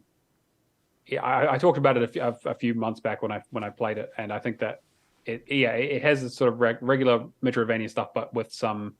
It lacks a level of tightness or like it's not it doesn't, it's quite floaty. It doesn't play doesn't control super well, which is kind of important for a game like that. What do we got? Gungrave Gore, I'll which talk about. I would very much not recommend this. It is long and it is painful. But yeah. Football Manager 2023 on both Windows and console, which is typically the case each year. Laughing's the bunny one that you played, right, Charlotte? It is not. I haven't played it, but it's one that I wanted to play. Oh, okay. It was on my list, but it was still game preview, I think. It was, yeah. It only got achievements like a month or two ago. Yeah, so that's why I didn't look at it. It's also got like a No. 5.0 ratio. They are not Ooh, 6 people completed. 5 or 0 Oh. Gamerscore amounts Okay. either. 6-4, Yeah. 6-4. Yeah, a lot of sixes, a lot of fours. Yep. And then cool. Townscaper, which very easy 10 to 15 minute completion. Yep. Everyone should do That that. one's super And you easy can and do lovely. it. You can do it on cloud as well if you Yeah. feel like doing it the worst way. Can Also I? quite fun to just do shit in it. Yeah, Yeah, it's nice. It's actually a nice, relaxing game. very very sandbox. Yeah. Go at your own pace. I want to quickly just touch on game preview. There's a lot of games lately with game preview really not making the 1.0 release, which is interesting. Yeah, we had was Second Extinction. Second Extinction. Second yeah. Extinction, and then we had, what was the other one this week? Anvil? Was it Anvil? Yeah. Hmm. It just seems weird because that was like, I guess, Xbox's early access model, and a bit shameful to see that these games not getting to at least a 1.0 release. What, are they finished with Anvil, are they? Yeah, they basically said they're going to be shutting it down. So I'm guessing they've run out of funds. Did One of- did Ark ever make it out of preview? No. Survival Evolved before they're remaking the first game or whatever? Well, the first one's hitting next month, right? The remake of the first one. The Yeah. remake, yeah. So I guess not. Maybe I don't know. That I one was don't always a know. weird one too. It had a retail release, and it Yeah, had so- multiple versions of retail releases, but I don't ever know if it actually hit 1.0. So, but yeah, arguably hitting retail is 1.0, but Yeah. we had things like what's that online I can't even remember, done by the guys that did sorry. Real life word challenge. Yeah, I know, right? I'm having a blank. Battle something. Whatever. Battleborn. No, not Battleborn. Do you want Oh, the man. full list of Way to games derail in the game preview? podcast. Yeah. Battlegrounds. Yeah. Oh the play yeah, online. that- Yeah. Okay, Yeah. yeah.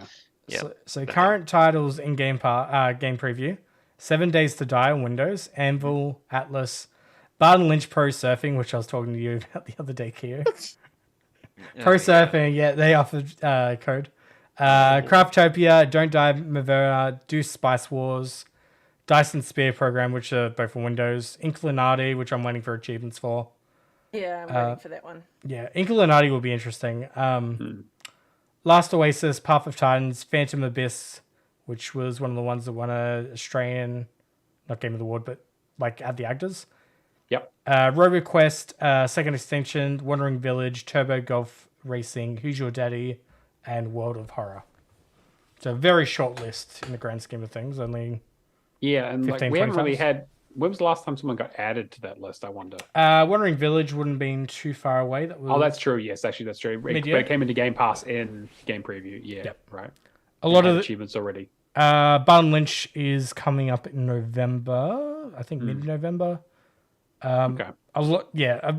A few 2023 Turbo Golf Racing getting achievements and that I as think well. Remember RoboQuest that? is getting a Someone 1.0 asked- pretty soon Asked me too, if I right? was going to play Turbo Golf. Yeah, we should do it one day.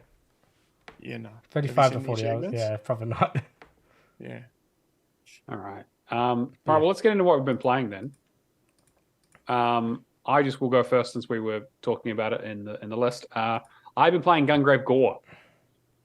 Now, you know how you were just talking about a game that you can turn your brain off and just kind of go through a linear thing without using a guide? This is that fucking game. Holy shit, this thing is a time capsule. Yeah. This is a PS2 game that got unthawed like a fucking Neanderthal, like, and just is like had to adapt to the modern world. It's insanely shallow. How does it rate to Skull Island, Kong, whatever that just got released? I mean, that is a broken game. That is Yeah. actually this is a 5 out of 10 game all the way through. I finished one playthrough of it on easy. I literally walk with the stick, hold down the right trigger to shoot, and vaguely aim towards the enemy until the lock-on hits them, and then they just die. They just get obliterated by my pistols. I've skipped every cutscene because it does not matter at all because the story is nonsensical. It's like the third part of a series that started in 2002. So like it's a game from that era that they brought forward. Yeah, and I'm pretty sure weren't they generated as mobile phones phone games for like the last 2 or 3 iterations. Something like that. Again, something. like it's just like Yeah. it's like a Korean developer who has just basically taken this IP and basically made a corridor shooter with like it's so PlayStation 2. I want to interject there. So Gungrave came out in 2002. That was a PS2 game. Sequel Gungrave Overdose was a PS2 game. Came out in 2004. Then there was Gungrave VR that came out in 2017. Mm-hmm. And then finally Gungrave Gore coming out in 2022. 2023? Yeah, right. 2022. Yeah, 2022 last Okay. year. So I'm pretty sure though when I was originally looking at the train I want you to talk about that fucking train level. It's probably fine now, but It's like been at fixed, launch yeah. it was disastrous. I'm pretty sure this game was stuck in development hell for like 7 or 8 years though. If I'm not It mistaken. doesn't surprise me. I mean, like I think they had trouble finding funding. Which this there is nothing to this game. Yeah. It's so like it has a thing where it's like you have 31 different levels. You have that same sort of menu thing where like it looks like the sort of like the old Devil May Cry PlayStation 2 style thing where it's like, hey, select your level, select the difficulty you want to play it on. You get a ranking at the end of it, based on like how stylish you were and how many of this you did and how many, and like it's just like, and then you buy upgrades between the levels. It's so by the numbers. It's amazing that it got made. I can't even believe it. Finished my first playthrough on easy today. It took me like 4 or 5 hours. I'm gonna have to do the difficulties don't stack, so you got to do it on normal and hard. Yeah. And then you got to replay it with a different character. Yes, but so I've thankfully already unlocked him, so I'm just doing my playthrough with him, my second playthrough with him anyway. So that should hopefully shave off another playthrough. There's a bunch of leveling stuff, but like a bunch of the abilities don't matter. It's all just for like flashy stuff, and like you can get through the game without them.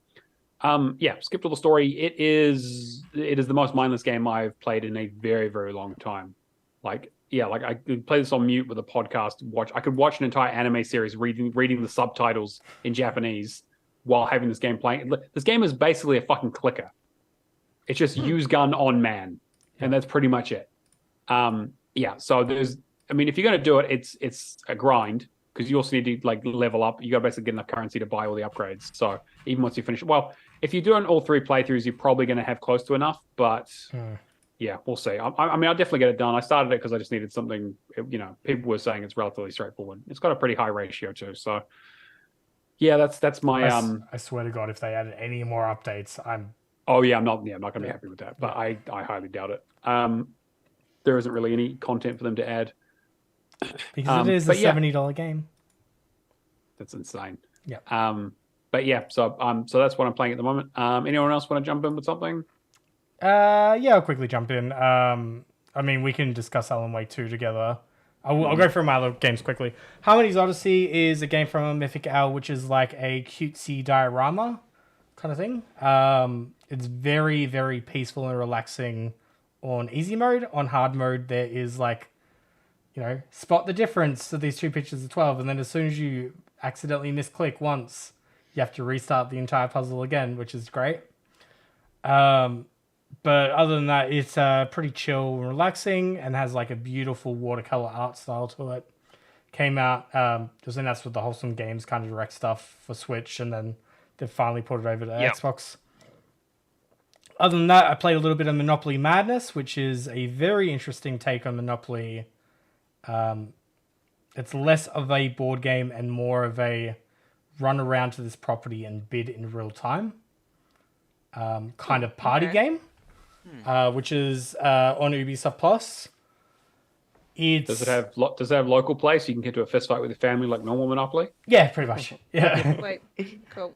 I mean, there are things in the game where you can like send a flock of birds at an enemy player and it drops cash.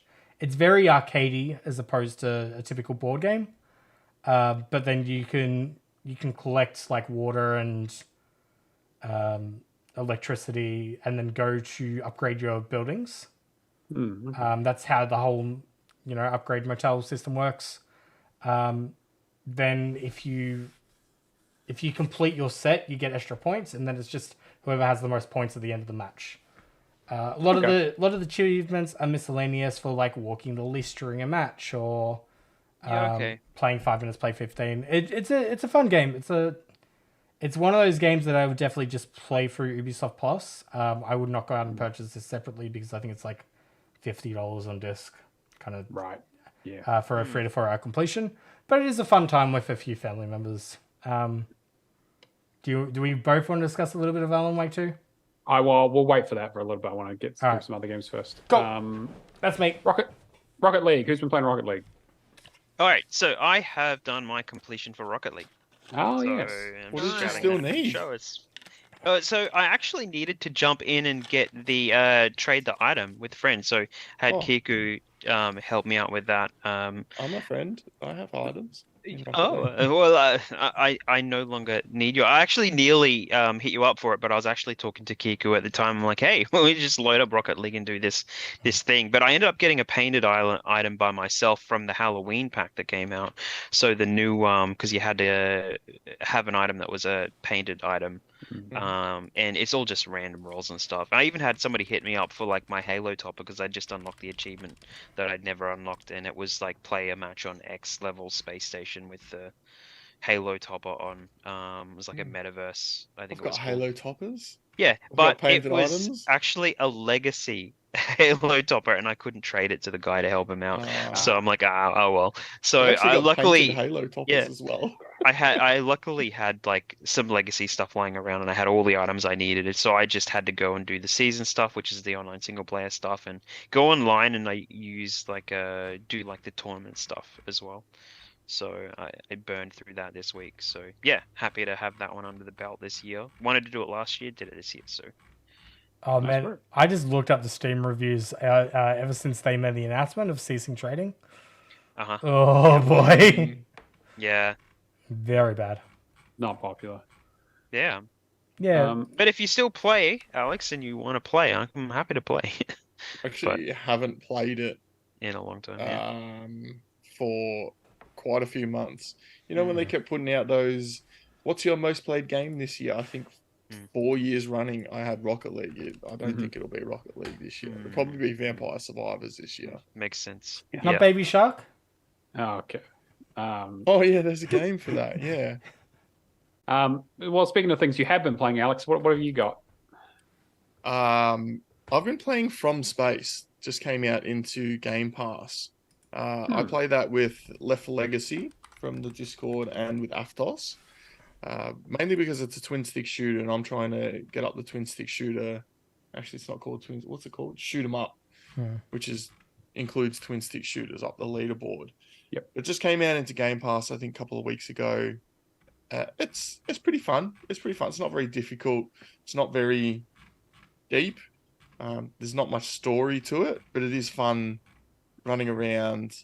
In co-op, as every game is better in co-op, pretty much. It's quite fun. We finished the story last Saturday.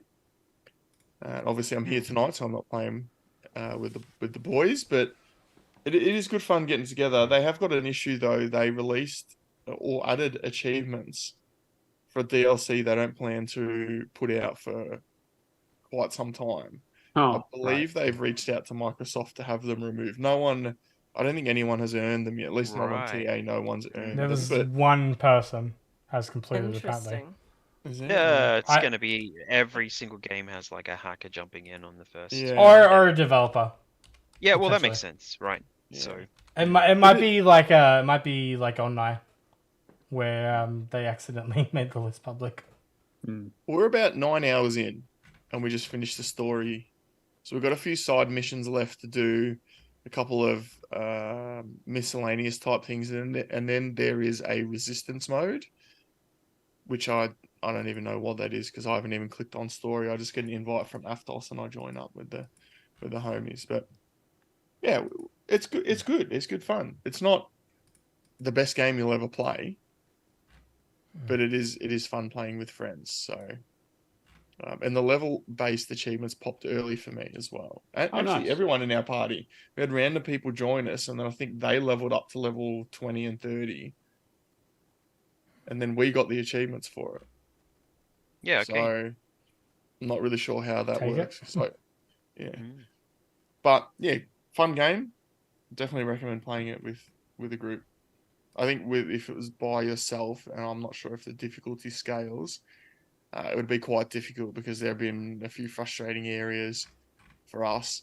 It doesn't often signpost a couple of things very well. Like you get to a part in the story where there's an electrical fence and you go, oh, okay, maybe there's a switch somewhere to turn this off. You see there's power lines, you got to follow the power lines. And there's a box. And you're like, oh, what do I need to do with the box? You have to shoot the box. It doesn't tell you. It's just a few things that doesn't really tell you. They're a bit frustrating like that. But between the three of us, we managed to figure it out. Yeah, so I'm looking forward to finishing, well, at least the base 1,000 that you can get now. Hopefully not another Hellboy situation. Yeah, that's what I was going to say. I was going to say, man, I really hope that Studio 6 around. Yeah. Oh, man. It's good. It's good. Definitely play it. Hitman World of Assassination. Yeah, that was me again. So basically, there's a couple of things I worked out with that game. I went through and did my completion of the Hitman 2 story, which is like the story itself, like it is what it is because it's across the trilogy now. But the game in Hitman 2 is fantastic. Like all of those levels I thoroughly enjoyed, and I'm 4 out of 6 levels through the third game, and I'm not actually enjoying that as much. I don't know. Do you guys have you played through the stories? You've done that, man. I've done all 3 of them. So there's something really focused where they're trying to tailor in and finish off the story in 3, where the levels are all written like a particular way that I'm not really happy with. Yeah, because I mean, the first game was much more sort of free form, and the narrative kind of happened in the background, whereas 3 is kind of like the ending of a trilogy, and they kind of wrote it to be more exactly. cinematic. Yeah, and the second one was just ultimate playground and just fantastic levels. So I was really happy with that. But I'm really kind of glad to be going through all of this now. But like I realized that with this World of Assassinations version, you have to still, if you hadn't transferred your stuff over from Hitman 2. You have to buy, and I know people that did buy the expansion for Hitman 2 as Hitman 2 and then didn't transfer their progress over. They have to now buy the Hitman World of Assassination version of the expansion of Hitman 2, which is about $15, basically for 2 extra levels, the sniper assassin stuff as well, and like 1 or 2 other things that you kind of have to go through as well. So I've got that to look forward to actually get the completion, which I thought it would just be included because it's like the entire package, but it's actually not now. But yeah, having a fantastic time with that one. Keen to go back and do all of the. I don't know. I'll work out what I'm doing after my uni stuff finishes, but maybe like going and just streaming, trying to clean up the levels, which is kind of like a good little playground thing to do to tie everything up. So it's kind of filler content, I guess. But yeah, really happy with that. So, I will talk about Resident Evil 4. So I mentioned last week that I was was about halfway through my first playthrough and put a few hours into it because we recorded a bit late. So I haven't had, because we did the show on Sunday, I've only had 5 days or so to work on it still. So I finished, as you probably heard in the Song of the Week, I played through that game 5 fucking times over the week. Yep. It is an excellent, excellent video game. My main thing was that the first time I played through it, my main kind of complaint was, and it's not really the fault of the game, is that just I am so familiar with the way that Resident Evil 4 is that I played it so many times over the various iterations that it's been ported that I kind of knew exactly what was coming up. I was still very interested to see kind of what changes they made. There's things that they cut out that I think actually are probably for the better. Okay. There's like they took out one of the boss fights. For example, for those who know, the U3 boss fight is no longer in the game, which is probably one of the worst parts of that game. To be honest, that boss fight sucks. But they also cut out things like the laser corridor or the gondola part, or again, there's a few bits and pieces where I sort of, again, I'll be repeating myself from last week, but the village is very similar to the beginning. The castle is mostly with a few cuts. And then the island is pretty much the same. I mean, there's a few parts of the island that they cut out that I think the island is a much shorter experience anyway. And I feel like that part you can run through in like an hour. It's pretty focused. Overall, I think absolutely fantastic game. The knife durability thing I'm not a huge fan of, but the knife parrying thing is like fucking Dark Souls. It's incredible. Because that was one of the worst. That's one of the worst things about those Resident Evil games is that like someone's swinging at you with an axe and you're just like stuck there. You can't get away fast enough. You just take the hit. In this game, it's like fucking. I'm gonna fucking like parry that shit, pull my knife up, smash this thing out of the way, and then just kick him in the face or whatever. Just get in there. And you know, like it works really well when you say like fighting against the guy with a chainsaw, for example. When you parry the chain, you literally do like a mini cinematic where you parry the chain on the chainsaw and like basically. Overheat it, so he has to restart it, so you get a couple of quick hits in. Like mechanically, it's really well done. I mean, again, if you've played the remakes of 2 or 3, you'll be right at home with the way it plays. Very, very similar. They're onto a winner there. It's absolutely fantastic game. Not a huge fan of having to play through it 5 or 6 times. It's a bit too many. Really? Just like you know, there's only so much enjoyment you can get from a game where. Because you do a first playthrough just running through normally, and the second playthrough you do a no healing, no handguns and knives only, no under 8 hours, and not talking to the merchant. Which you know you play it on like the easiest difficulty, and you do like New Game Plus, so you can carry over some stuff. So it's not overly difficult, but there are definitely some challenging points. And then you do like a professional run, and then you have to do a couple of S rank runs or S plus runs, which is basically starting a new game, but potentially using some of the like unlocked weapons that you can kind of cheese it through it. The guide says to do a normal one and then a hardcore one because they don't stack. But if you do it on professional, which is the most difficult, it'll actually unlock both of them. So you'll save yourself a playthrough, but you will pull your hair out because you only get 15 saves for the entire game. So you can kind of weigh it up. That's the way I did it. And I definitely had a lot of points of frustration, but I did save myself like 5 hours. So yeah, parrying seems to be the new feature that's popping into a lot more games. Apparently, the new Spider-Man 2 actually has parry as well. So it's kind of like the one thing that's carrying over from Dark Souls games into everything else that's actually, you know, making things a little bit more engaging for people. So it's lucky I just finished Liza P, Sekiro, and Wo Long because I've just been fucking parrying all day. Yeah. David says that RE4 Remake is still one of his Game of the Year nominations. I agree. I definitely think it should be on that list. But yeah, I really enjoyed it. Oh, man, there's so many games to Game of the Year, though.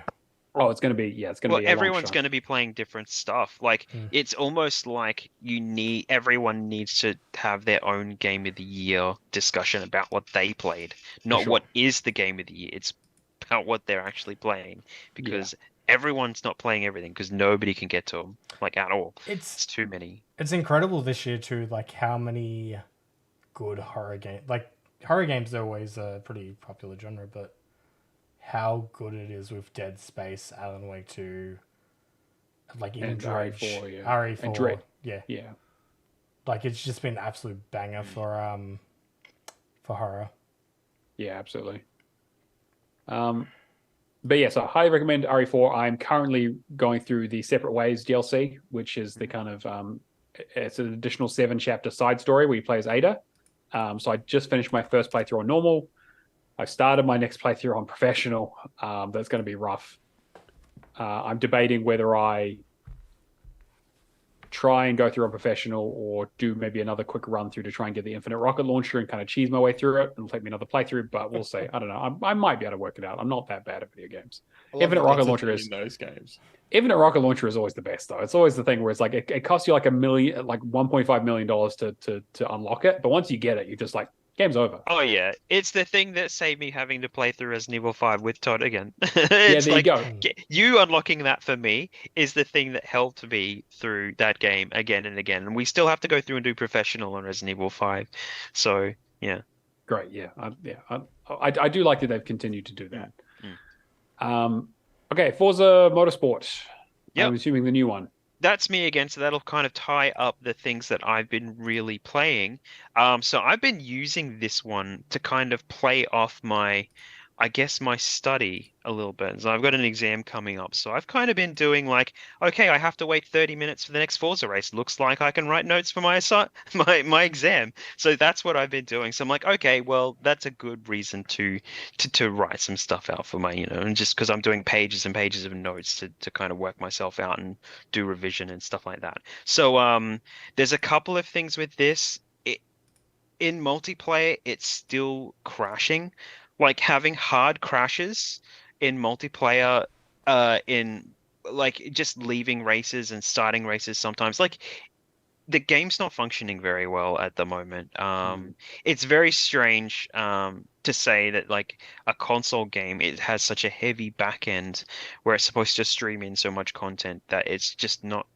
It seems like it's just not capable of doing it, lining everything up, and it just crashes on the console.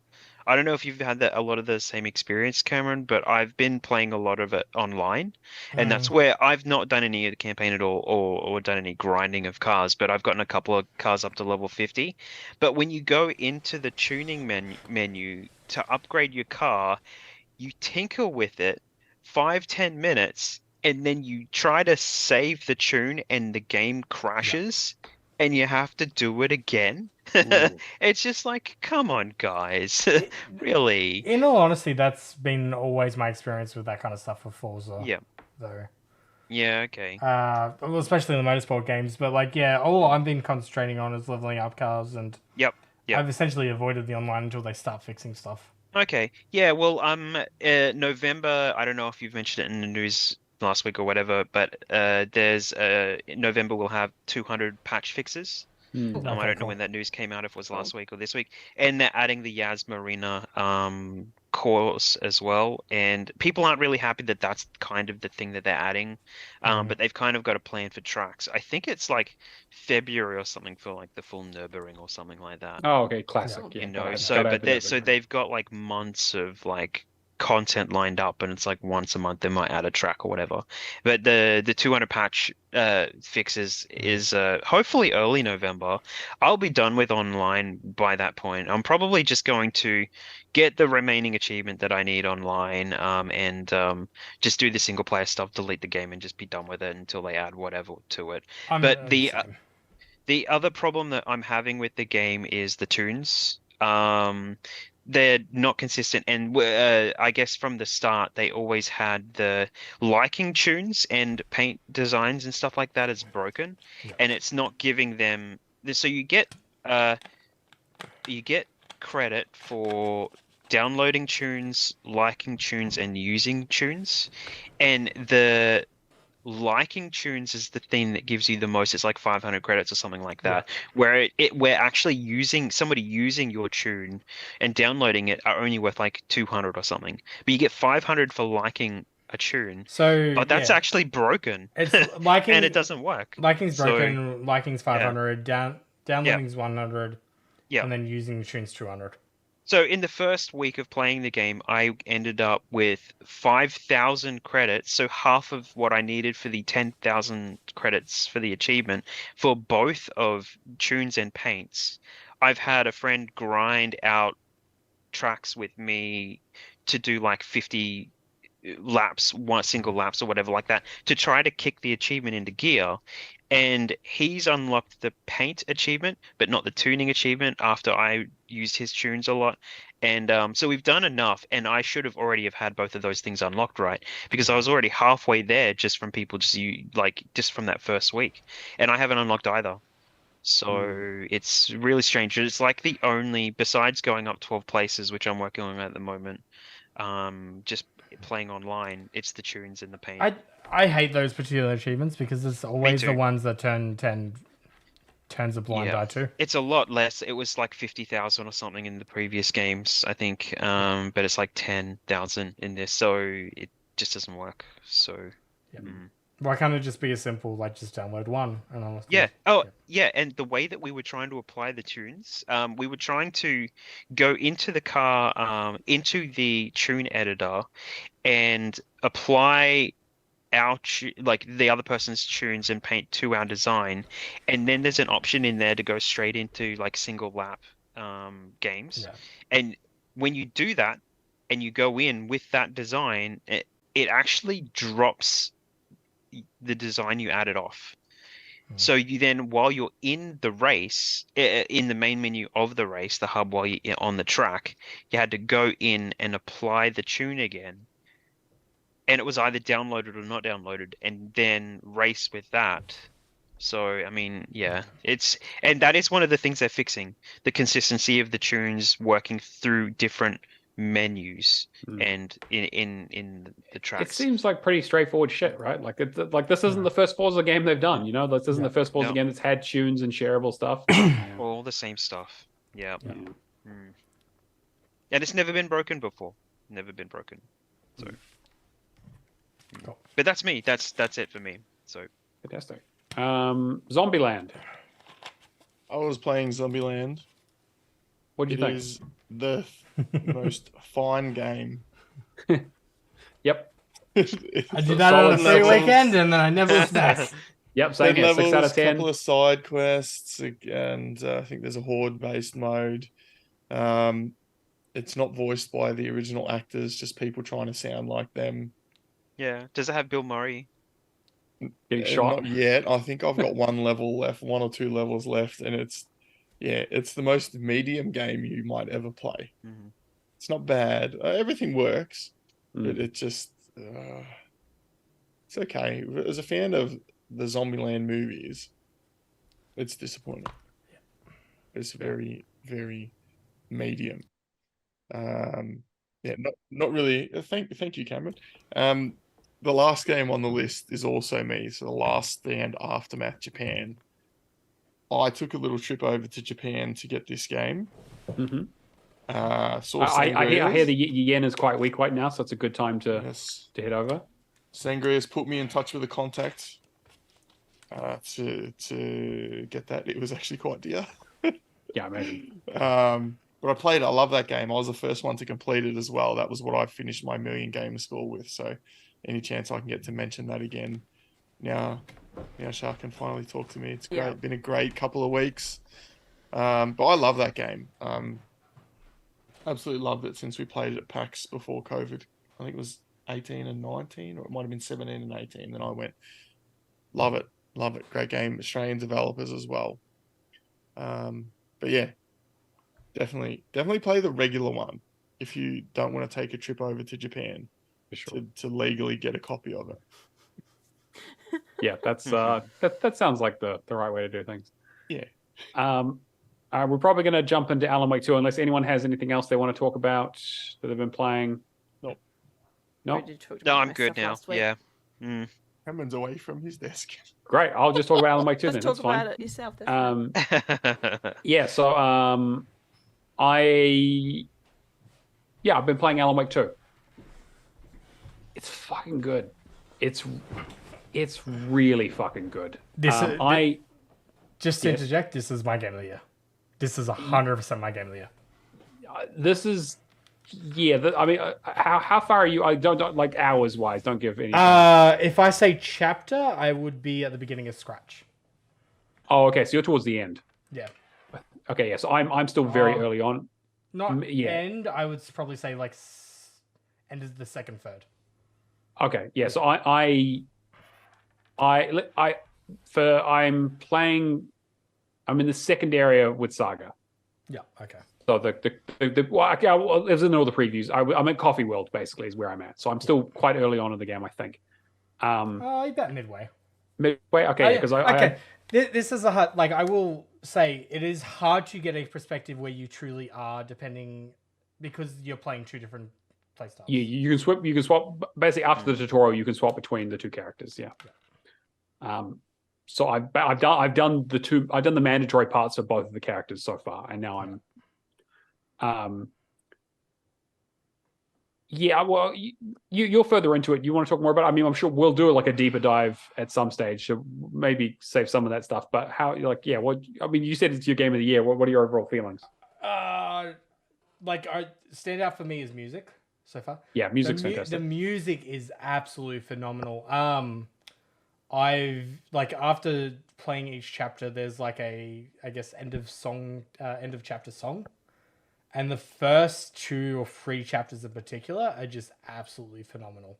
To the point that I had to immediately add them to my Spotify. What was there's like Wide Awake, I think, is the second chapter, which is such a good song, and then I think the first one is I'm trying to remember what the title is. They know they got some bangers on their hands though, because they immediately, as soon as you unlock those songs, you can listen to them again like an in-game radio immediately, because they're like, people are going to want to listen to this shit because it's great. Going through like the story is absolutely phenomenal. Like it's like I can understand people complaining about like having to play Saga, but like I don't feel her parts drag that much. I felt like the Coffee World one was like a little bit slow. But everything else has just been like, best comparison is Control. You're so engaged with the world and you're so curious to like what everything is with the FBC. Alan Wake has the exact same stuff and it has the exact same feeling, like it being a Remedy game, that I'm kind of just always at the edge of my seat of like what's going to happen next. I can go either way about the fact that you're playing 2 different storylines, like, dependent on how you want. Like, I did a few of Alan's chapters, and then I went back to a discussion point around a table. Right. And then it was like, all right, cool. I don't know if there's an optimal way to play this. I kind of feel like there should be a path like that's clear cut. You should play it like this way. That's probably what was going to happen with this. So yeah. Yeah. Okay. I don't know if you have that feeling, Matt, where it's just like I really wish I had like a developer's viewpoint of like what is the that's way. the kind of I did the part where like the Coffee World part is basically like the first kind of chapter that you can play as Saga. Yeah. When you can choose between her or playing as Alan. And so I just was like, well, they moved me to Saga. I have the choice. I'm just going to play as Saga. So I just decided, so I haven't done any kind of messing around, jumping between chapters. I definitely find the Alan Wake stuff more compelling. Yep. I think the area is very interesting, and I think the narrative deduction board stuff for him is much more interesting so far. But I'm still very early on. The ability to move light sources to solve puzzles is really like. There's only been one puzzle so far that was like really annoying. But like in terms of level design, everything has been pretty engaging, and just it's really hard to understand until you play it yourself. But being able to rewrite a level using those different narrative hooks, so. Just to explain it to the audience, as you progress through a level with Alan, you'll essentially get like a particular scene, like a train. And then there'll be a narrative hook that will change the level, the environment around you to progress. So for a train, for example, it might be as awful as the train was firebombed. And then the insides of the train basically allow you to carry through. Whereas in every other narrative hook is... the train was blocked, or it's an interesting idea, because the sort of narrative conceit is that, again, if you've played the first game, the whole idea is that the typewriter or the area that Alan is in, basically anything he writes as fiction becomes reality. So he's essentially projecting himself into this reality that he's writing while fighting something else that is also trying to overwrite his reality that he's creating. So he's trying to basically write a story while it's being edited by a dark force to basically be the worst version of that story, which is really interesting. And so, you get the thing where it's like you get to an area and it's like, hey, this is a scene. Like if you think of it like a theater production, like stage, it's like, hey, this is the stage. And now you choose what the theme of this stage is, where it's like, okay, it's like, well, I think it's going to be like, I think this scene should happen, like, or this narrative element should happen in this scene, and we'll see what happens, how it changes, what it unlocks, what visually changes, is there anything I learn? And they're kind of interchangeable. So it's like, well, I think this one will fit here, and then I'll learn another one that might fit back in a scene that I was already in, or I might need to move them around to kind of make them more sense, or learn something, or get an item, or like Cameron said, like open a door or allow you access somewhere. It's really, really fascinating, and like it works really, really well. It's got pretty good level design in terms of as you progress to a new area, you can backtrack by like having a door to the side as well. Yeah. What's the combat like? I would say serviceable. It's fine. Okay. Yeah, being honest. So this is all very overwhelmingly positive Game of the Year talk, Cameron. I like what makes this Game of the Year for you? I can't spoil it though. Like the story is that engaging. It's So are you that saying weird. like the lore and the story, the content of the actual game itself? Matt, have you played Herald of Dark? Have you gotten to Herald of Darkness? No. Damn it. Message me when you get to Herald of Darkness, because then you will understand why this is my Game of the Year. Okay, yeah. Look. I've been busy with RE4 and with Which is Gungrave, but once those are done, Yeah. like Alan Wake, like I've been, and also I've only been playing it while Alison's here because she wants to see the story, so I don't want to skip ahead. Without spoiling anything, I will say, like, the combat in that is serviceable. I feel like it's better than Alan Wake 1, but you would get a better experience from like Resident Evil, that kind of stuff.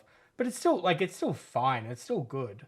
Yeah. It just The could combat be in that game in 1 is very samey. Yeah. throughout the Yes, whole and there's game. definitely less of it in this game so far. Like they definitely, Yeah. they definitely, yeah, because that game had a lot of combat. Yeah. The one thing I really want to like stress the point of this game as well, how Quantum Break did movie scenes and that kind of like integrating that kind of story. Alan Wake 2 is a masterpiece in that. There is so much seamless transition from like a, CG gameplay kind of thing, just to a full live action scene that just will take your breath away. It is Because of how weird or wacky or over the top they're planning to go with it. there is something very, very interesting about seeing, like, so for example, when you're playing a Saga, you can see these commercials, which are very fucking hilarious. Some of the funniest shit I've ever seen in my entire life. It's commercials for like Coffee World. It's these two brothers, these two Finnish brothers who run this like coffee-based theme park, and like, but they also like sell this beer, and they also do like exciting tours. But they have these like really low budget, like cardboard cutout ads that they do. If you remember the Red and Link like early days of doing the like free to air kind of advertisements, it's 100% that, but it's amazing. Yeah, it's like it's almost like infomercials but worse. Yeah. But it's like it's all live action, and it's very, very funny. Like it's hilarious. And like I had a weird thing where I was like, you then meet those characters in the game as characters, and they look basically the same. Yeah. Like they've obviously mocapped them. They've mocapped the actors and just put them into the game. They have the same voice. It's the same person, and it's so interesting because. And again, like I don't want to. There's a whole interesting meta layer to that being a thing in this game. Yeah, Cameron and I want to round up as many people who play this game as possible because I'm not at like this is my game of the year yet, but this is a good chance to be on my list so far. So, did you guys play any of the story in Crossfire X that they tried to make? No, it did not. If you look up some of the clips in that, it looks like that was baby steps towards what they were trying to do in this game, where they were transitioning like overlaid real people scenes into. Like, it's a really interesting format because they actually had some of that stuff in the Crossfire X story, where basically a video clip was kind of like playing on the walls. It was supposed to be like this background thing. And it seems like that's what they're doing. You think like how much of a strong suit this is for Remedy though, like even going back to Sam Lake being used on Max Payne's model.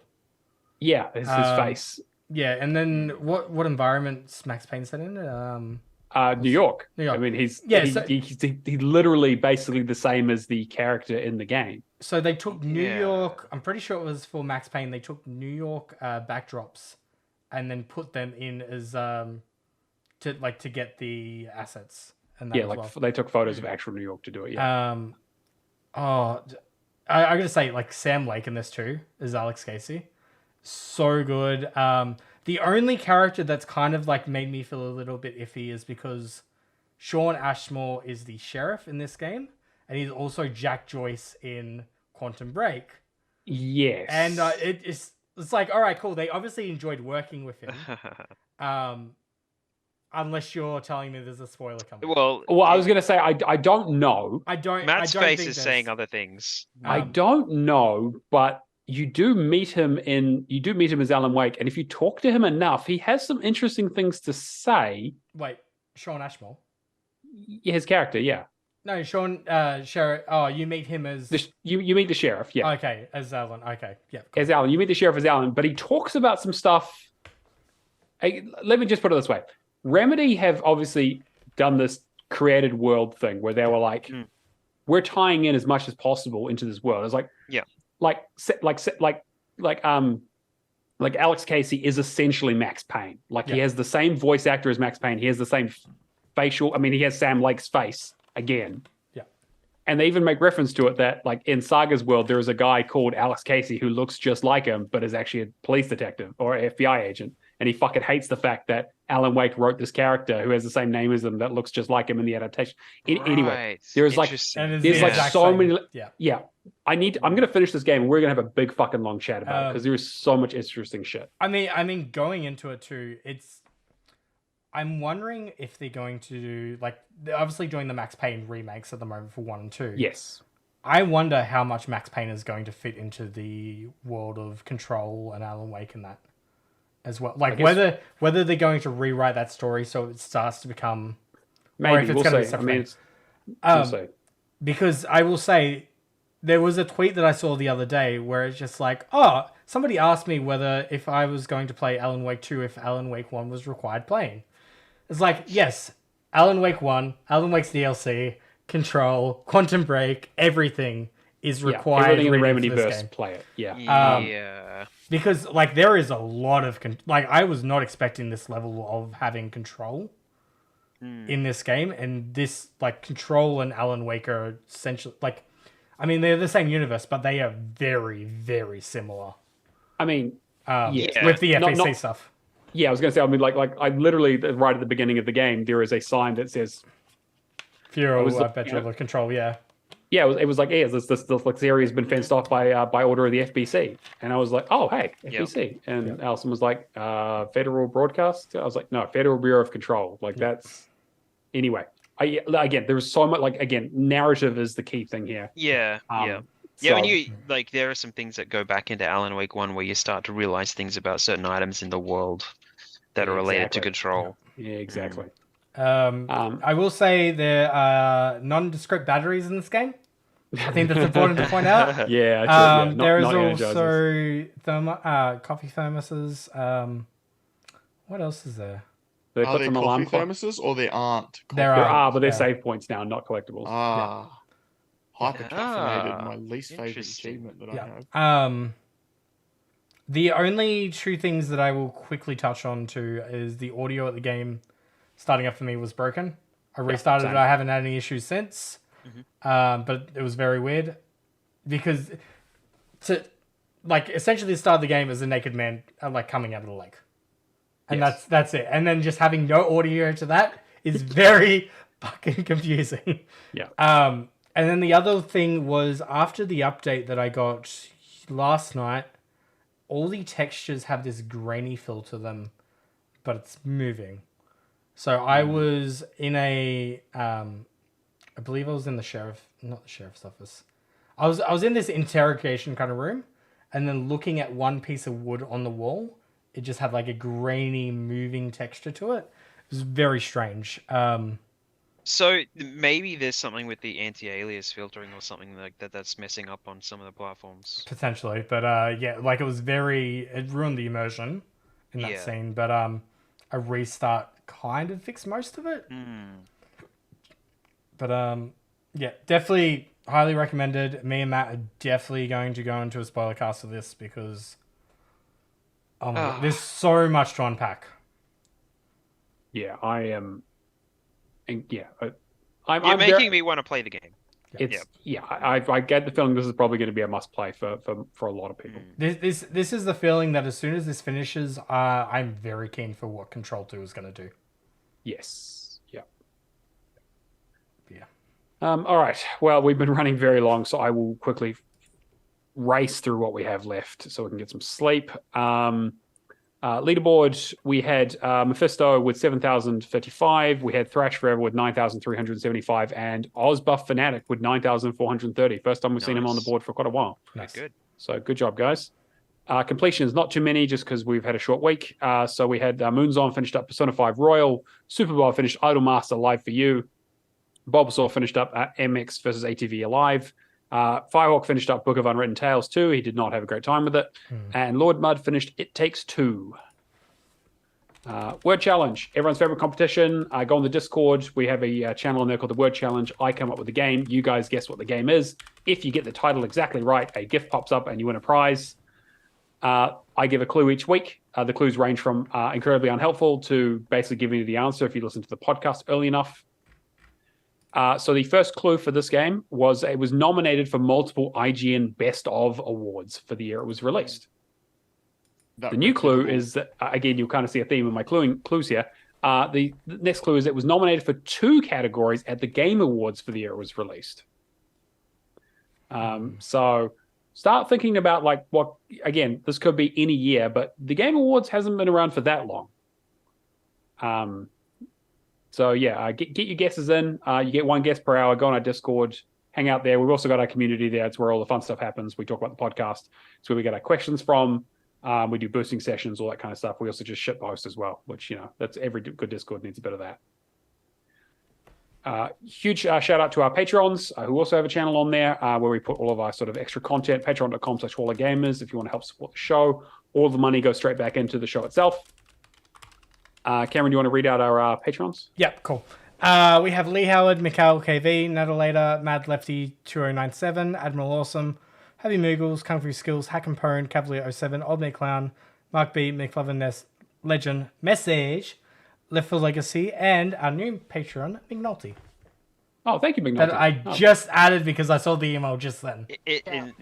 He's mentioned it in the chat. So. Oh, cool. Oh, amazing. Thank you so much, McNulty. See, I'm on it. So again, our Patreon, we do, I put out the sort of pre and post show as sort of behind the scenes content for our patrons every episode. And also if we do any kind of extra content like spoiler casts, or if we do like Song of the Week and that kind of stuff, any kind of extra content outside of the show, we'll be putting up on our Patreon. So that's the place to find that. I will post it in the podcast channel every now and then on the Discord as well, just to remind people that it's there. All right. That's pretty much going to bring us to the end of the show. We do the show live on Twitch each week. Xbox Hall of Gamers is the place to find us. Come say hi, hang out in the chat, like David, like McNulty, like the Moonzom, a bunch of our friends and community members. A huge thank you for coming to hang out with us live each week. I mean, Isaac woke up just to catch the end of the podcast. Yes, thank you so much, Isaac. Question asker extraordinaire. All right, well, let's go around the horn. Char, have you got anything you want to promote? Nah, don't look for me. Game over. Easy. Alex. You can find me everywhere you need to find me as Professor Pluto. I was going to say one. I would have it start hard. Professor Pluto. Just all one word. You can find me everywhere. Amazing. Keo. Yep. So you can catch me on Twitter, Keo Live at Home, and on Twitch at Keo Live at Home. And you can catch my VODs for my streams that are gonna come. Sorry, will be upcoming soon. At HDFG Play on YouTube. Amazing. Cameron. Shadowless AU on pretty much anything, and nothing to promote until next year. There you go. Fair enough. And I'm Neomaster on everything, True Achievements, Xbox, and Discord. Again, you can listen to the show on all your favorite podcast platforms, but I also put the VOD up on our YouTube channel, which I always keep forgetting to promote. So if you want to catch the VOD or go back through the history and see our beautiful faces and all the visual gag Cameron does, make sure you go and check them out on YouTube. Xbox Hall of Gamers, nice and easy to find. But that's going to wrap up episode 100, which is amazing to say. We will catch you guys next week for episode 200. Yeah, exactly. For episode 103.5. Yeah. See you guys later. Bye. Catch it. Bye.